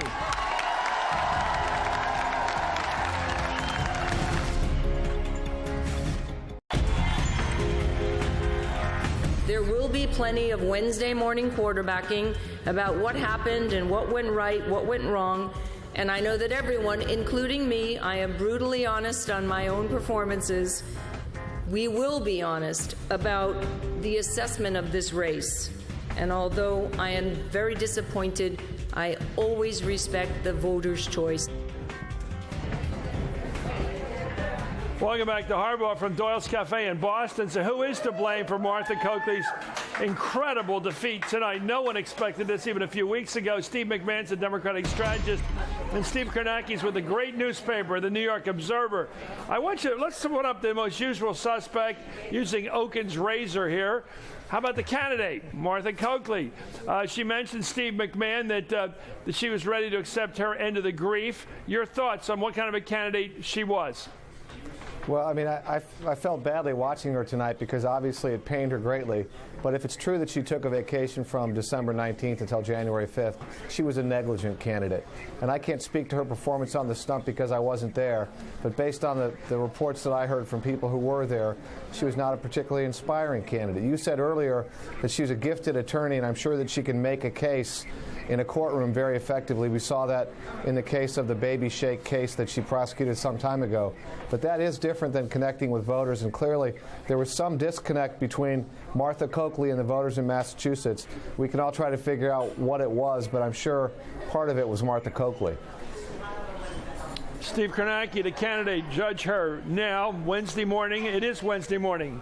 Well, the irony is if this campaign had been waged, let's say, 2 years ago in Massachusetts, when you still had George W. Bush in the White House, you still had the Republicans setting the agenda in Washington, Martha Coakley could have done everything she did that she's being faulted for right now, and some of it she deserves to be faulted for, and she would have won by 25 points. And everybody would be saying she ran a fine campaign. My point is what they found out in Massachusetts tonight is what I think is what I think. One of the goals of a candidate is to first of all check the calendar, see what year you're running it, right, and then act accordingly. Is that something that she forgot or made a mistake? Well, I think Democrats have to realize that it's not 1994 to 2008 anymore, because in blue states like Massachusetts, they had a recipe, a real simple recipe. Okay, you are run against Gingrich. You run are the against biggest Bush. dodger. Did she run a lousy campaign or a good campaign? She ran a lousy campaign. Okay, let's move on. Next on our list of who to blame, health care. Was the burden of the president's health care program with all the potential costs on top of the Massachusetts health care plan, the fact that people already have a plan, retirees already have whether they like it or not, a socialized health system. Nobody wants to admit it. It's a government-financed health system, right? They don't need another one, they'll say. They already have a health care system in Massachusetts. Some people say, we got one, we don't want the added burden. We don't want to be a donor state. I've heard all these arguments. Right. Somebody's shaking their hands. Fine. Majority rules. Okay, most people disagree with you. We don't have the limits on pre-existing injuries. Okay. We don't have them cutting you off in case you're already... Were these points made in the campaign? Were these points made? Oh, I don't disagree with you. Okay, thank you. They weren't made. Okay, your thoughts. Was the health care measure, Steve Kornacki, too big a measure? Because the reason I ask this is I've never heard of a candidate say, when I get into office, well, I won't use litmus tests. I'll think about the issue. No, I'll vote against health care. This guy has said premeditated, deliberate murder of the health care bid. He is going to kill it in its crib, and he says he'll do it, and people voted for him. Vote against the national version of what he voted for in Massachusetts. Okay. Vote against the national version of what Mitt Romney implemented. Did this bring him down? Bring her down? I think so, because I think what you saw was that people rejected sausage making, because for the last year we've had a debate that to most voters is incomprehensible on health care. They didn't see the benefits, they just saw the mess creating it. Steve McMahon, did health care become this sort of the yoke around the neck of this candidate, Martha Coakley? The perception of health care reform that was presented apparently to Massachusetts voters certainly was something that was an overwhelming obstacle for Martha Coakley. Only 35% of the voters in Massachusetts favored health care reform. 44% of the voters in America today favor health care reform. So Massachusetts, the bluest of blue states, was running almost 10 points behind the country in terms of its support for health care reform. We can debate why that is and whether it's because the Massachusetts experiment failed or whether it was a great success, but a fact is a fact, and it was 10 points lower in Massachusetts in support than it was in the rest of the country. That was a problem. Martha Coakley apparently never explained, nor did anybody in Massachusetts, why health care reform is a good idea for people who have health insurance and who like the insurance that they have. That should have been done. It wasn't done. That's probably the fault of many and not the fault of one candidate. Okay, let's go on to the president himself. The president himself. I looked at a New York Times article the other day that said that even among people who like President Obama, Scott Brown won. So what's that about? Should he be blamed, given that information? Steve McMahon. Which Steve? The president has a 60%. Yes, okay. Should he be blamed? No. The president has a 60% approval rating in Massachusetts. He went to Massachusetts to campaign for Martha Coakley. You know, a couple days ago we were looking at polls that showed Martha Coakley down by as many as 9 points. She lost by 3 or 4, maybe 5. The president, I think, pulled her up. Did he pull her up enough? No. Has he pulled up health care reform enough? No. But it's not his fault. He did what he could do, and frankly, the campaign didn't deliver. The president can only get you so far in one of these things. His personal popularity is pretty significant and pretty impressive in Massachusetts today. It wasn't enough for Martha Coakley, and I don't think that's his fault. Do you agree with that? Do you think he helped or hurt her, having the presidency of Barack Obama? I don't think because you said if the election were held a couple of years ago, before he was president, that she would have done better with the same candidacy. Sure. Well, I mean, in the broad sense, when you have a president and you have the president's party controlling both houses of Congress by substantial majorities, and you have 10% unemployment, it's always going to be against the president. But in terms of his visit, I wish we would learn at some point that these visits from presidents, they never really matter. The only example I can think of in politics where a politician who's not on the ballot actually transferred his popularity to another candidate and pulled him over the finish line was Rudy Giuliani 6 weeks after 9/11 with Michael Bloomberg. Truly extraordinary circumstances. Yeah. I mean, I can think of so many other examples where they bring him in. Barack Obama just went to John Corzine in New Jersey, and it was going to, it never actually works. Voters separate the two, and that's what you're seeing in that poll. Okay, what about the Steve McMahon? What about the party, the Democratic Party? And I mean by that the apparatus, the National Committee, the Senate Campaign Committee, the people that work nationally for the Democratic Party. Did they come in and help Martha Coakley or not? Well, that's going to be the $64 question as we move forward. There's no question that Scott Brown crept up on Martha Coakley, and that everybody didn't see it. The National Party didn't see it. The Coakley campaign apparently didn't see it. They weren't aware of it at the White House. So, who should have seen it and who saw it first is something that I guess the parlor game will settle over the next several days. I don't think the Democratic Party does anything in Massachusetts but help Democratic candidates. There's a 3-to-1 registration advantage in Massachusetts. Now, could the Democratic Party have done more earlier? Yes. If someone had seen this problem earlier, I'm sure the Democratic Party would have done so earlier. If the Coakley campaign would have brought a poll to the Democratic Senate Campaign Committee and said, we really need help right now, I'm sure they would have been there. But, it was the Christmas holiday, and apparently Martha Coakley was on vacation in the Caribbean, and there wasn't a lot of work being done from what you read and what's been reported. So what could the party have done that they didn't do? I don't know, but I'm sure there will be a thorough investigation, as they say here in Washington, and some heads will probably roll. For more of the blame game, check your local listings. It's going to start tomorrow morning. By the way, it'll be on the front page of every paper in Massachusetts and New York. Who blew it? Anyway, thank you, Steve McMahon, and thank you, Steve Kornacki. Great newspaper, New York Observer. You got it. Up next is the biggest political upset in memory, I think, and Republican Scott Brown's the senator-elect from Massachusetts. Final numbers with 100% reporting right now. Brown's got 52, Coakley's got 47. It clearly narrowed in the final hours. I mean, clearly. All the evidence suggests it came back together. She might have won in a couple more days. Who knows? President Obama's health care reform is likely dead as we know it, perhaps. I'm not sure. I'm not sure of that. I think they can still win this thing if they get the House to buy the Senate version and then go to Reconstruction. There is a two-step here that can work. But more of that and more of the thinking about it at Doyle's Cafe here in Boston. After that, you're watching Hardball, only on MSNBC. Most of all, I will remember that while the honor is mine, this Senate seat belongs to no one person, no one political party. And as I said before, and you've heard it today and you'll hear it loud and clear, this is the people's seat.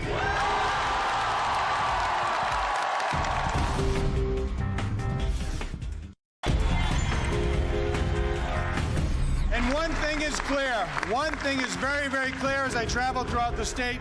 People do not want the trillion-dollar health care plan that is being forced on the American people. And this bill is not being debated openly and fairly. It will raise taxes. It will raise taxes. It will hurt Medicare. It will destroy jobs and run our nation deeper into debt.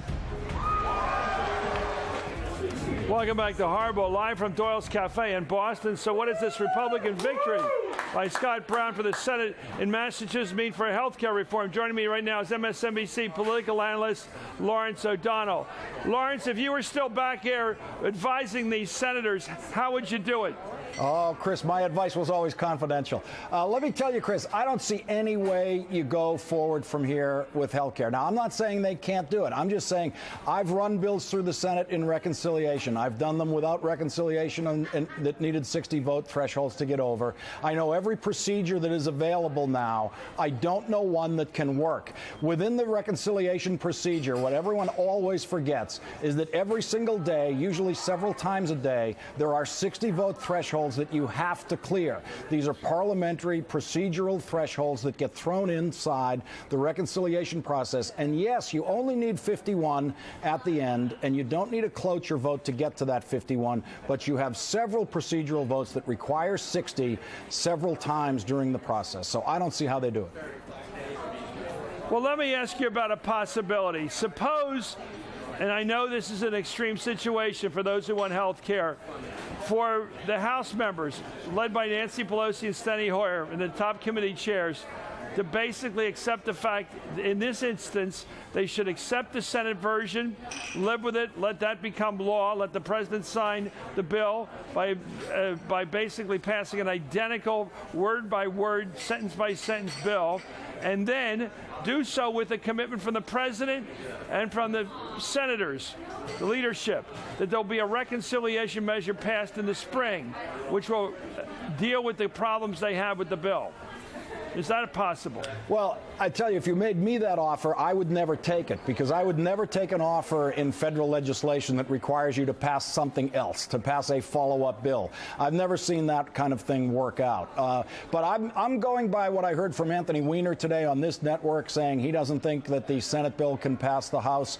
I've talked to House members today, Chris, Democrats, who are the kind of people you need to have in line on this, and they're willing to be patient with Nancy Pelosi to see if she can pull out something other than the Senate bill.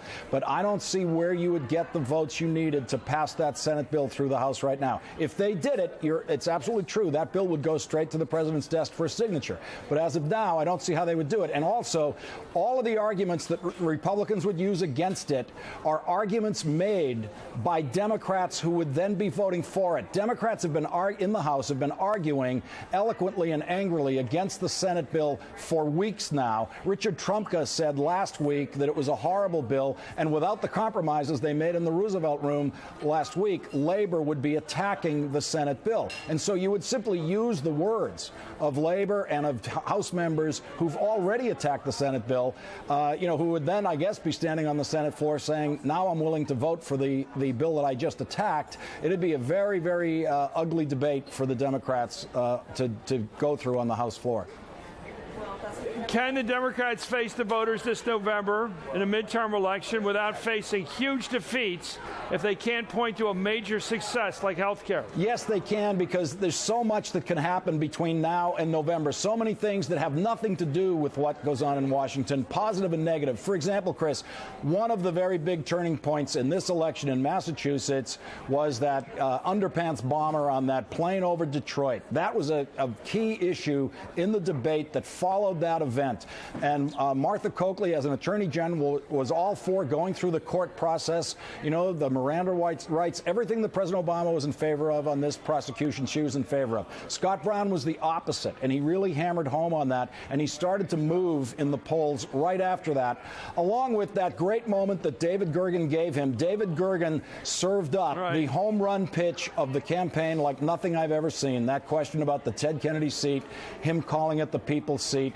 From that moment on, with his position on how to handle these terrorists on airplanes and his position on it's the people's seat, his numbers started to skyrocket. And so healthcare he'd been harping on all along. The things that changed after Christmas were those two things. That was a gopher pitch worthy of the great Robin Roberts, wasn't it? It was, and it was over the plate. It floated high above the plate, right over the middle, and it was just to be whacked as hard as you could. And that was the perfect answer for the independent voter. People talk about Massachusetts being a Democratic state. It's an independent state. That's the majority registration is independent. And Chris, in Massachusetts, when you register as an independent and you vote in a Democratic primary, they automatically enroll you in the Democratic rolls. You have to then unenroll to vote as an independent again. So it takes energy in Massachusetts, and it takes conscientiousness to be an independent, to say, I willfully do not want to be associated with the Democratic Party. There is a tremendous amount of pent-up resentment over the years about how the Democratic Party controlled things. Chris, I'm going to give you one more quick point before we go. Mayor Menino controlled enough votes controlled enough votes in Boston to turn this election. Those votes did not show up today. The Boston turnout was very low. You had suburban calling banks phoning into the city to try to get the Menino vote out. Menino didn't like the outcome of the Democratic primary, Chris. The winner of the Democratic primary, Martha Coakley, had a lot of enemies in the establishment. She was absolutely opposed by the Kennedy family, by all of the Kennedy associates going into the election. This was not just what you saw out there in the campaign trail. There was a certain amount of an inside job going on here with the Democrats in Massachusetts. They want someone else in that seat in 2012. If Coakley got it now, she'd probably have it forever. Well, I heard the other side of that argument from inside the mayor's office tonight that the number they gave us, we'll look at the numbers tomorrow, Lawrence, but the plurality coming out of the city could have been strong enough to stop this thing. Absolutely. I agree. Absolutely. It wasn't enough to give her a big victory, but it was enough to give her a fighting chance outside the city, and it was a big swamp out there for her. Keep asking the mayor questions about it, Chris. Okay. I have sources. Thank you, Lawrence O'Donnell. Up next, Scott Brown's victory tonight may be a signal of things to come in the midterms. How would you like to be a Democratic senator in a state that was already wobbly and watch tonight with your wife or your husband this particular thing? It's getting awful close. If Republicans can win in Massachusetts, can they win anywhere? That's what they're thinking tonight. And one of their Democrats are on the endangered species list. We're going to give you some Democrats with wobbly knees when we come back. You're watching Hardball, only on MSNBC.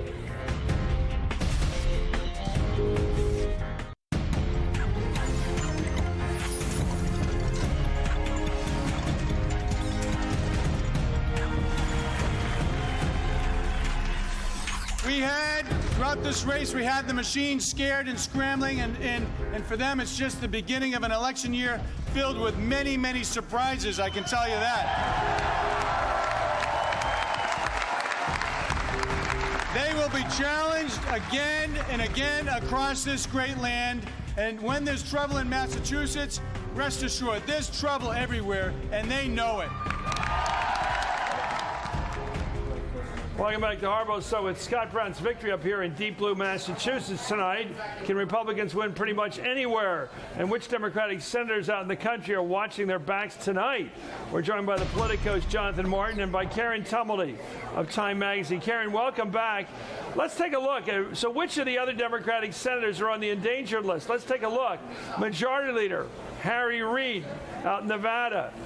Blanche Lincoln of Arkansas. Pennsylvania's Arlen Specter, the new Democrat, Evan Bayh of Indiana, and Russ Feingold of Wisconsin. Karen, if you had to do a Time Magazine cover on endangered Democrats, is that the right order? Yeah, I think especially Harry Reid and Blanche Lincoln. But, you know, to repeat what has happened here in Massachusetts, you need to have a number of things going. And one of those things is the kind of candidate that Scott Brown turned out to be. I mean, this was a very upbeat, sunny kind of candidate who somehow managed to ride a wave of a very angry electorate. Okay, your thoughts, Jonathan? No, I mean, absolutely. Is this the perfect storm in Massachusetts? It's not a template for the year? It's not a GPS on how the Republicans can go from state to state and do what they did here? Well, if you can run against healthcare and win in this state, then surely you can do it in a place like Indiana, which is much more of a conservative place, or a place like Nevada.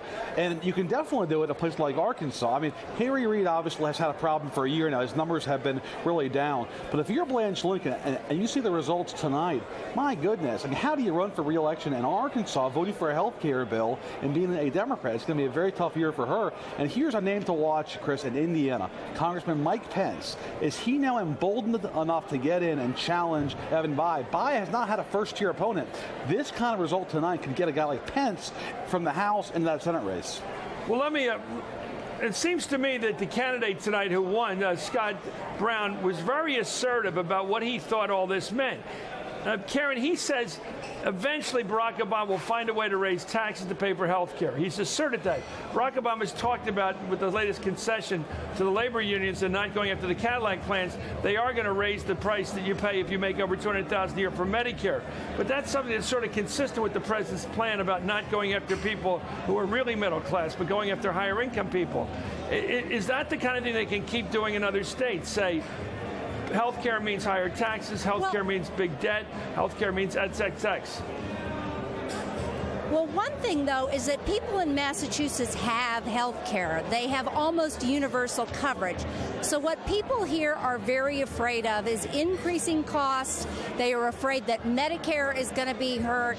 But when you get to these other states, you have a very large percentage of people who don't have health care, who are worried about losing their jobs and losing their health care when they do. So I think in some ways the president can appeal to sort of the larger goals of health care in those states in maybe a way that he couldn't in Massachusetts. Let's go to a perhaps trivial discussion of this option game that the Democrats have now. I want to get back to something. Given the fact they only have 59 seats now in the United States Senate, given the fact that tonight Jim Webb of Virginia, a new Democratic senator, said you cannot vote on health care or anything else significant till the new Democratic senator has his seat taken, that he's there and voting. Was there ever a chance, Karen Tumblety, the Democrats would try to whiz through some House-Senate conference agreement on health care before the new Republican senator from Massachusetts got to vote? Was there ever a chance of doing that?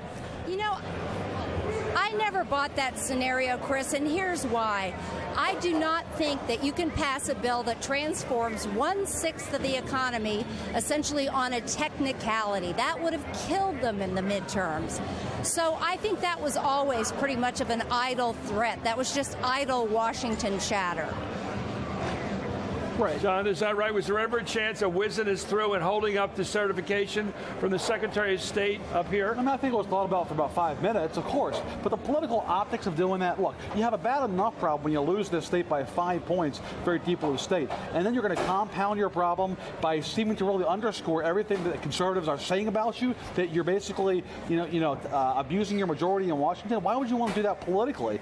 I think the more likely option now is they will try and get the House, Chris, to basically pass the Senate bill that's already passed. That's really the only option left. It seems like it. Okay, thank you very much. Karen, do you think there's any chance the Senate bill would pass the House and then to deal with the compromise aspects of it later through some other reconciliation measure in the spring?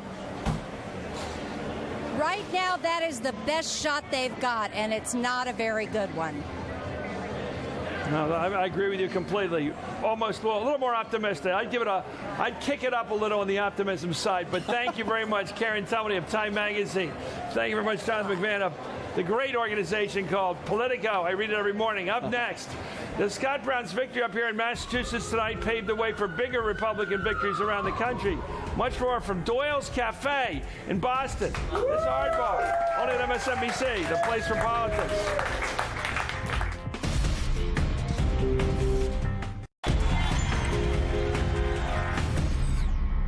If anyone doubts that in this next election season that's about to begin, well, let them take a look at what happened in Massachusetts. Because what happened here in Massachusetts can happen all over America. Welcome back to Hardball Live from Doyle's Cafe in Boston. We're joined by the Politico's Ben Smith and David Paleologos of Suffolk University, the man who studies this. I want to ask you something to make the liberals feel good tonight. I think they need some elixir at this time of night. Maybe I do too. Let's go to this one. William Allen White, the great American editor from the Midwest 40, 50 years ago, maybe longer ago, said this about America. I want your reaction to it tonight. The most precious gift God has given to this land is not its riches of soil and forest and land, but the divine dissatisfaction planted deeply in the hearts of the American people. We do not say it's as good as it gets. We're always complaining. We love to complain. We love to change. Throw the bums out, try again. Put the pressure on them. Put the wood to them. Keep their feet to the fires. We got a million phrases for it. You're the pollster.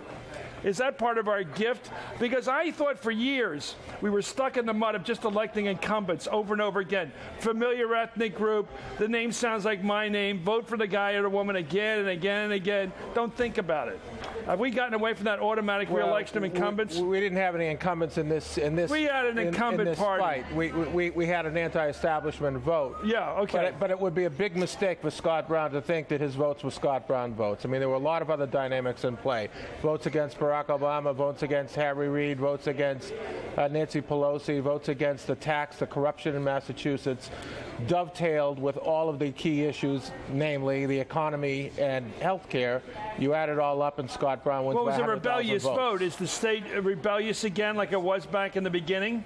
Oh, I think so. Is this in a Thomas Paine mood up here now? This is a state that would show equal favorability for John Kerry and Bill Weld. Almost identical fave-unfave numbers. And then? And the resulting impact is there is a rebellious attitude, and if the party in power would the late Ted removed, Kennedy have had a tough race in this situation? Same situation. I don't think so. I don't think so. Why not? Because I think independence in some of the key areas would have swung to Kennedy. Okay, your thoughts, Ben Smith. Yeah, I mean, are we in a period of rebelliousness we're going to see across the country that's just bipartisan, or not bipartisan, anti-incumbent, anti-establishment? I mean, it sure looks like it. And I mean, I think it's a period that started with Barack Obama's election. I think kind of what he's realizing, what we're realizing is it's the same, that he's become kind of victim of the same thing that carried him to power. Well, people vote for deliverance. You know what I mean? It's a biblical term. Deliverance. Deliver me from this unemployment rate I don't like. Deliver me from something that looks going to be really expensive and high taxing on me. Right? They want deliverance right now, right? Can anybody really deliver them or just give them more bitch time? Well, people get impatient, and there's a short attention span. And if an administration's been in power a year, okay, does that mean the Republican Party is smart to just say no, no, no, no, no for the rest of the year to everything? I think what they need to do is to determine whether or not the economy rebounds enough that they need to make that an issue or other issues. I mean, if it doesn't rebound? Well, if it doesn't rebound, correct. But is saying no the smart Republican move? Well, I think it is. Because this guy just got elected by promising the one thing: I will vote to kill health care. I've never heard of a campaign based on one particular negative notion. I will kill this bill. Well, stopping motion is motion. And resisting motion is motion if that's what the electorate chose. I mean, 51% of Massachusetts residents oppose. Is this the Republican law of physics? First law of physics? Stopping motion is motion. Put that one down. There's a party label. I can't wait to be for the party that stops motion. Amen. There you go. Instead of let's just get this country moving again, Jack Kennedy said, let's get this country stopped again. Well, anyway, your thoughts, Ben. We're having fun here. It's late at night. I mean, you know, he's going to have to run for re-election in Massachusetts. He's going to have to say yes to something. I would think pretty fast. He's got to pick some big liberal initiative to say yes to, maybe climate change, really? Not going to be health care. You can't survive in Massachusetts as a relatively conservative senator, do you believe? See, I don't think so. Do you think? No, you don't think so. You don't think so, do you? Not if you're voting.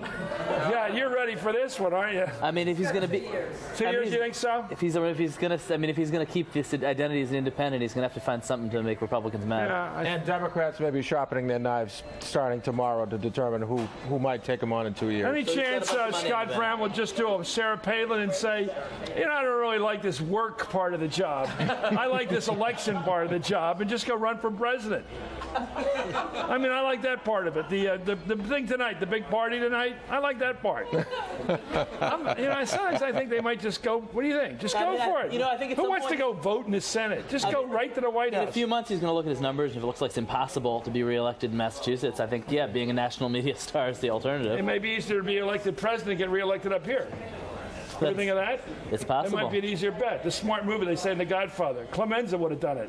Anyway, we'll be right back. Ben Smith and David Karlugis, but not with them. Much more from Boston, the center of the political world tonight, where Republican Scott Brown is the new senator in the seat held by the Kennedys for all those years back to 52 when they beat a Republican, Henry Cabot Lodge. You're watching Hardball. History's being made here on MSNBC, the place for politics. Thank you very much. You're welcome. Thank you.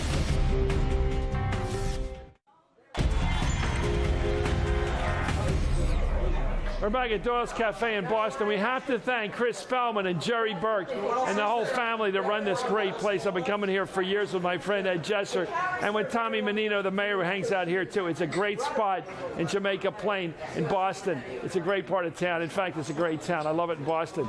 Well, it's been a night of an upsetting defeat. It's been a stunning defeat. It's been a sad night for liberals and for Democrats, many of them. And maybe some people think this is just something that was going to happen. Scott Brown, he's the new senator from Massachusetts. For last thoughts tonight, let me bring back Steve Kornacki, and he's with the New York Observer. And of course, I also want to bring in political activist and smart writer Lawrence O'Donnell. Let me start with Steve first. Quickly, take a minute, half a minute or so, and what do you think about tonight? How's it going to settle into your system and the country's over the next couple of weeks? Well, we're going to hear all sorts of, I think, over-dramatic, overblown statements. You know, a Republican Party we're going to hear is back. You know, the Obama agenda has been repudiated, we're going to hear. And I think that's going to play out for the next year to the extent that 2010 will be a very bad year for Democrats. But I think you look at the Ronald Reagan example between 1982 and 1984, you look at the Bill Clinton example between 1994 and 1996, and you realize that with Barack Obama, his presidency is not going to be determined by how bloody 2010 gets. It's going to be determined by whether the economy comes back in 2011. This will be a tough year. This will be a brutal year for his party, I believe, but this will not be the end for Barack Obama. Lawrence O'Donnell, is this going to be this as a pattern, by the way, that Steve mentioned, as you and I know, goes way back. The idea of a president always has a rough crossing in his second year. Well, you know, look, this is the opportunity for the Democrats to figure out what there is to learn from this election. I got to tell you, in 1994, I wish we had one of these. We discovered it in November of 1994 that the Democrats were knocked out of power in the Senate and in the House. If we had seen an election like this in January of 1994, we might have been able to adjust back then when I was working in the Senate. We were all absolutely shocked on Election Day in 1994 when we lost the Senate and the House. So this could be the wake-up call that tactically shifts the way the Democrats are handling themselves in Congress and in the White House. I'm not sure what that shift has to be. It takes a smarter strategist than I am to figure out where to go from here, but they've got to learn something from this. Great. Well said. Can't say anything better than that. Steve Kornacki, Lawrence O'Donnell. Join us again tomorrow night at 5, not tomorrow night, it's tonight, 5 and 7 Eastern for more Hardball. Countdown with Keith Olbermann starts right now. And good evening again from New York. The outcome from Massachusetts tonight supposed to have been a foregone conclusion. How do you hold a special election to fill Senator Edward M. Kennedy's Senate seat, the one he held for 47 years, and not expect the Democrat to be the easy victor? Instead tonight, the Boston Globe reporting that even before the race had been called, the Democrat Martha Coakley, who just finished her remarks there, conceding in a phone call to Republican Scott Brown, as I like to say in sports about that speech you just saw, and the campaign, get a roll of stamps and mail it in. Minutes later, the Associated Press made their official call, projecting Scott Brown, the winner of the special election to replace Ted Kennedy in the United States Senate. The numbers to this point, as of this hour, are really besides the point. At 52-47, with 93% of the vote in, Brown to become the 41st Republican in the 100-member Senate, 41.5 counting Mr. Lieberman, which could allow the GOP to block the president's health care reform legislation, what had been the defining issue of Senator Kennedy's career, in a special electoral system set up by Democrats in power in Massachusetts. It is Schadenfreude in its original definition. The Democratic blame game began well ahead of tonight's poll closings, let alone the vote count. A Democratic official telling MSNBC this evening, before polls closed, that Mr. Brown had been able to close the gap and then lap Coakley because, quote, the Democratic candidate was literally on a vacation. In turn, the Coakley campaign blamed national Democratic officials for the expected loss. Let's go first to Norah O'Donnell, who's standing by at the campaign headquarters of Scott Brown, the senator-elect from Massachusetts. And I don't think anybody would have believed us if we had said we were going to be